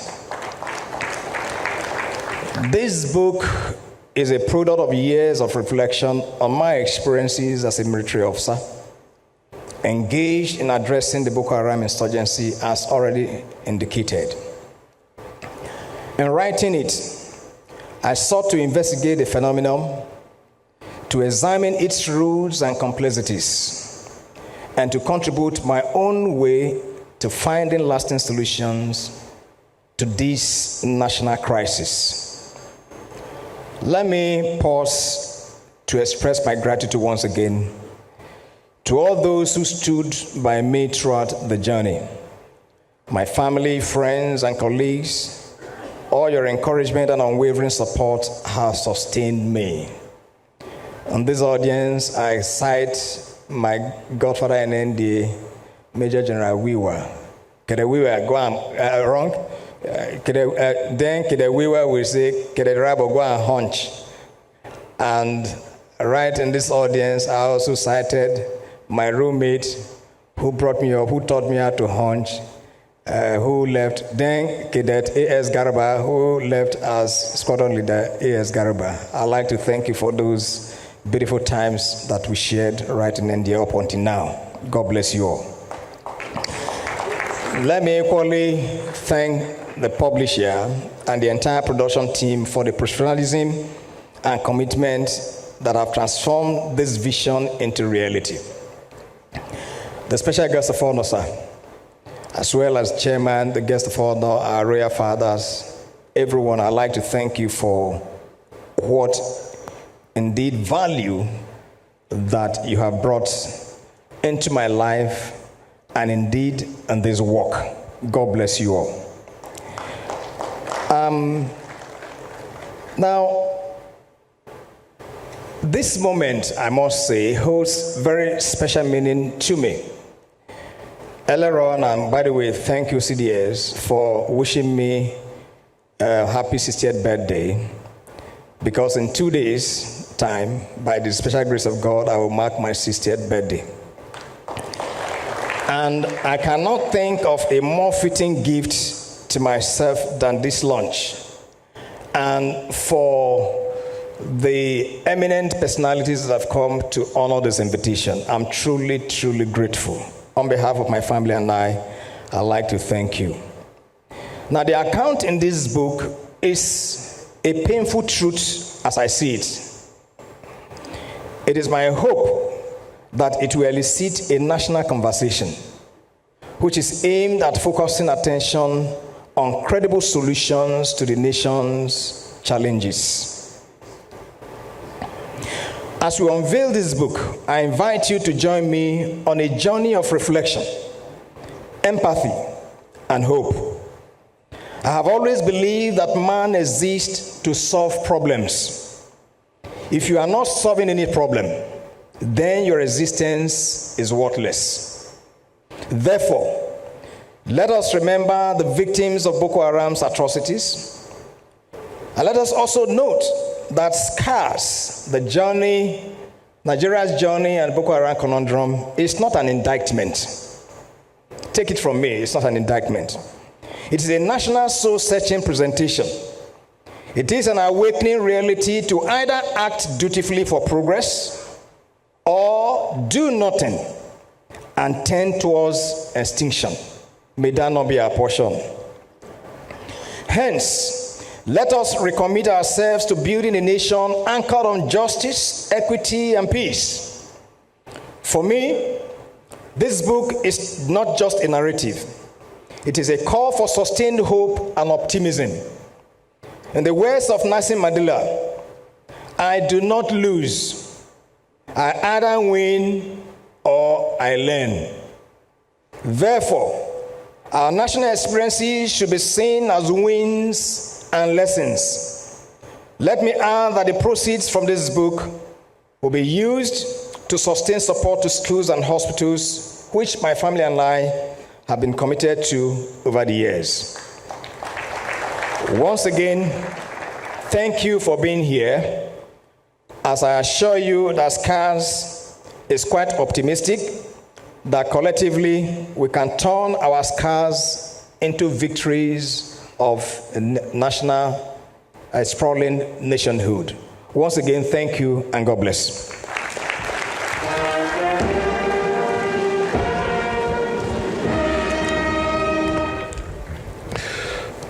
That applause is not strong enough for this.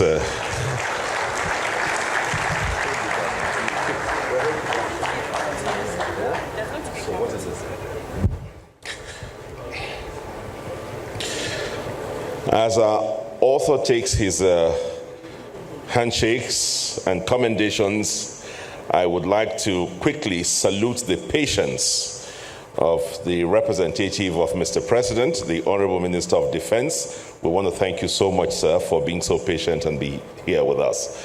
At this point, we would very now quickly want to unveil this book and then proceed perhaps with a very, very light launch, I'll put it that way, of the book from anybody. This is not a commercial enterprise, and you have heard from the author.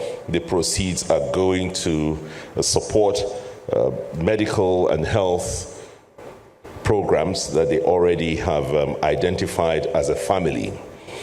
So clearly there's no chief launcher, none of that is happening. But what we have been able to do, as you well know, the author is a man who's built up so much relationships across not only the military establishment, but in Nigeria as a whole. It pleases us, therefore, that this afternoon, another revered gentleman, a man who is very authored and learned himself, former Chief of the Naval Staff, Vice Admiral Dele Joseph Ezoba, would step up now to come and officially unveil this book. And I think it would be good for the author to join him, the author and his wife, to join him as he comes forward. He said to me that the author is being a dear friend, a dear brother.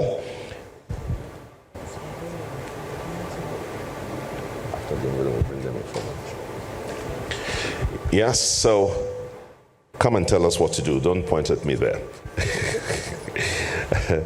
So I think we're supposed to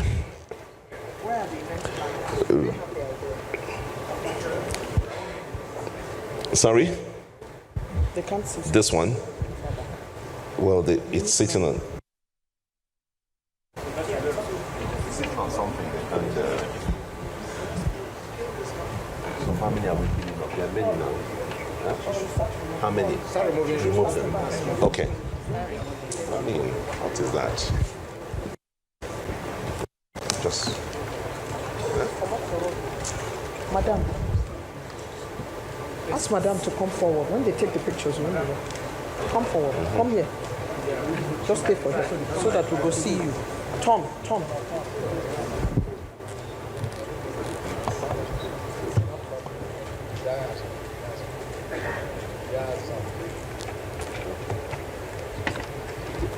Is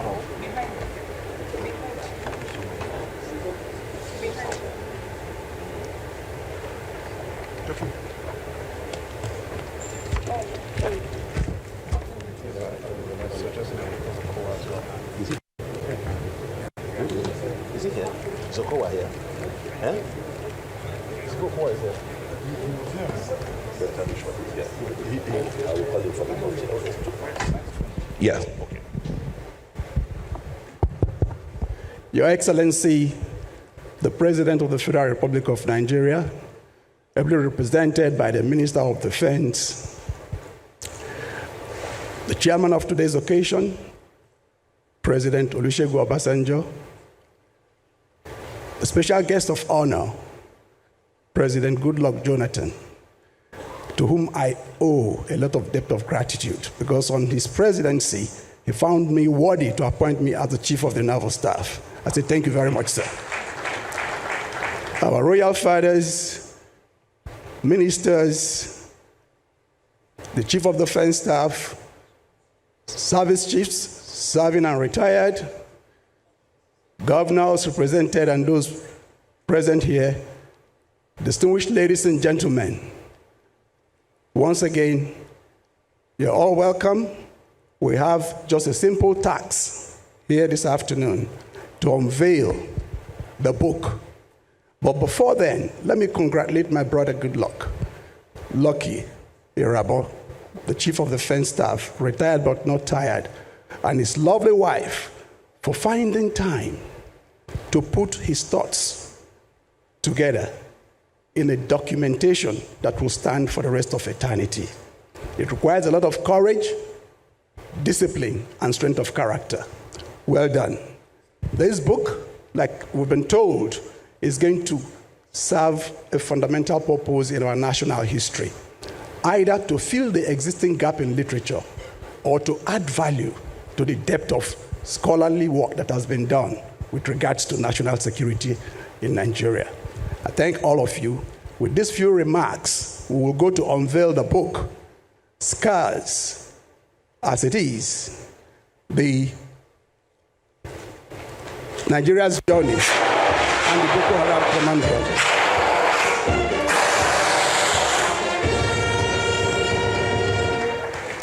Thank you very much. I shall be asking the unveilers to remain as I invite His Excellency, former Governor of Delta State, Dr. Ifeanyi Okowa, who I'm told is in the hall, to please come and join us.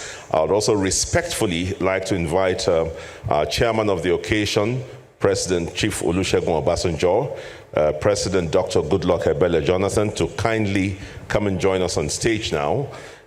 Also, the book reviewer, Bishop Kuka, the Sultan of Sokoto, kindly all come, please.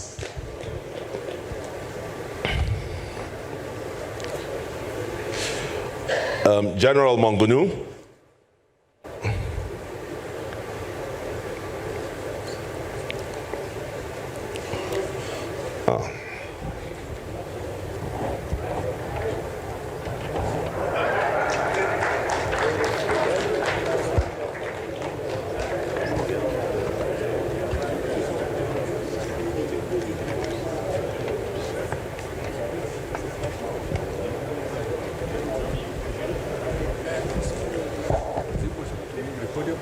It is difficult to say. I don't know. They wired it, so there might be there's something they plugged here. That's my issue. Okay, so let's shift them a little bit. We should come this side, but they will be away from the book. You understand?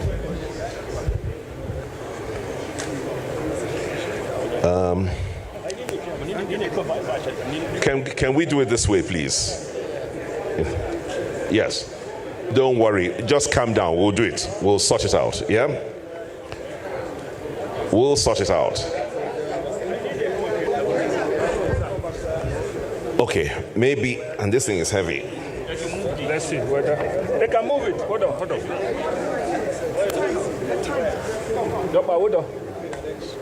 We can move this. Sorry, please. Just 1 minute. Want to visit? You can move this. Can we move it a bit? Yeah, he's do that. What are you doing? Biggie. We need to move this.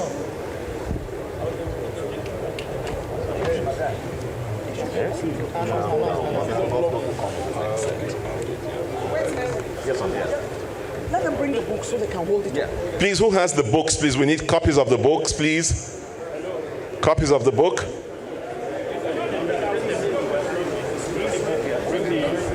General, please start with the picture. Yes, so that this picture will not be lost. Can you take it from this angle? Picture. Yeah, I know. What time? One step. Can we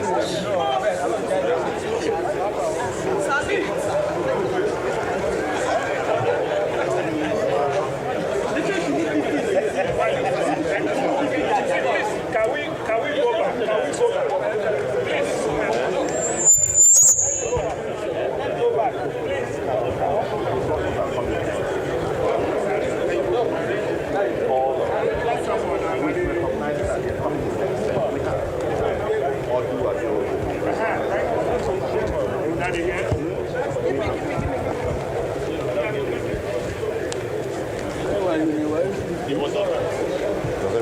Please, can we go back? Return channel.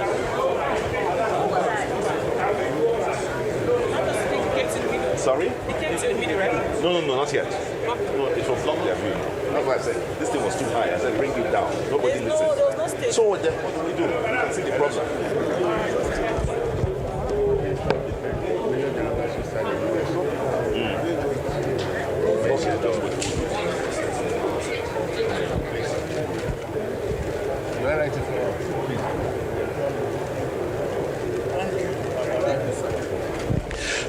Okay, so this set is done. The author and his wife would remain. All the representatives of governors, deputy governors here present, please, your turn. Come on stage now, please. All representatives of governors. We know there's Katsina, there's Rivers, there's Delta, there's Nasarawa.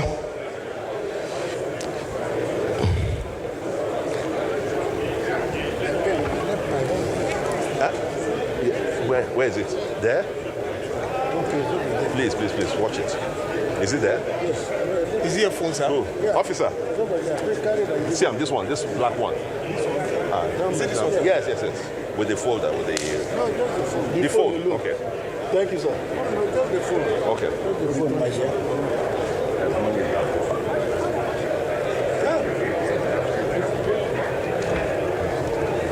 You say you tell me, say, Papa. Yes, I sent you.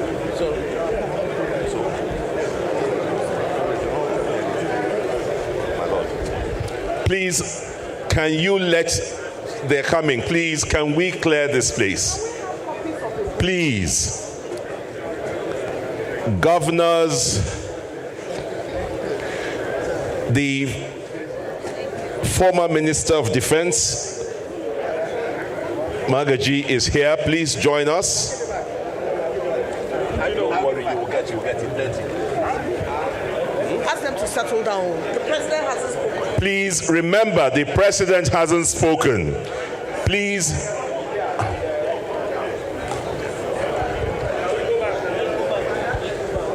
Please, let's go back now. Everybody, you have a copy. Where are the books?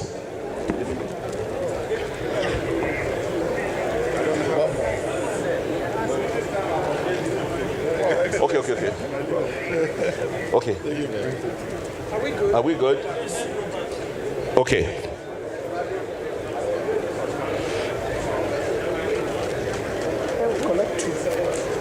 Give me. There's another set. Okay, please, you have 10 seconds to take this picture. 10 seconds to take the picture. You're done? Okay, thank you all very, very much. We would now like to... Major General Bashir Magashi, retired, kindly come forward.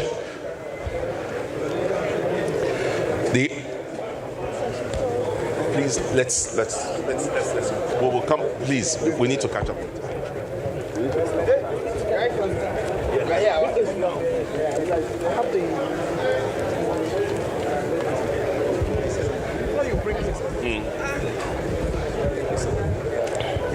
Major General Bashir Magashi,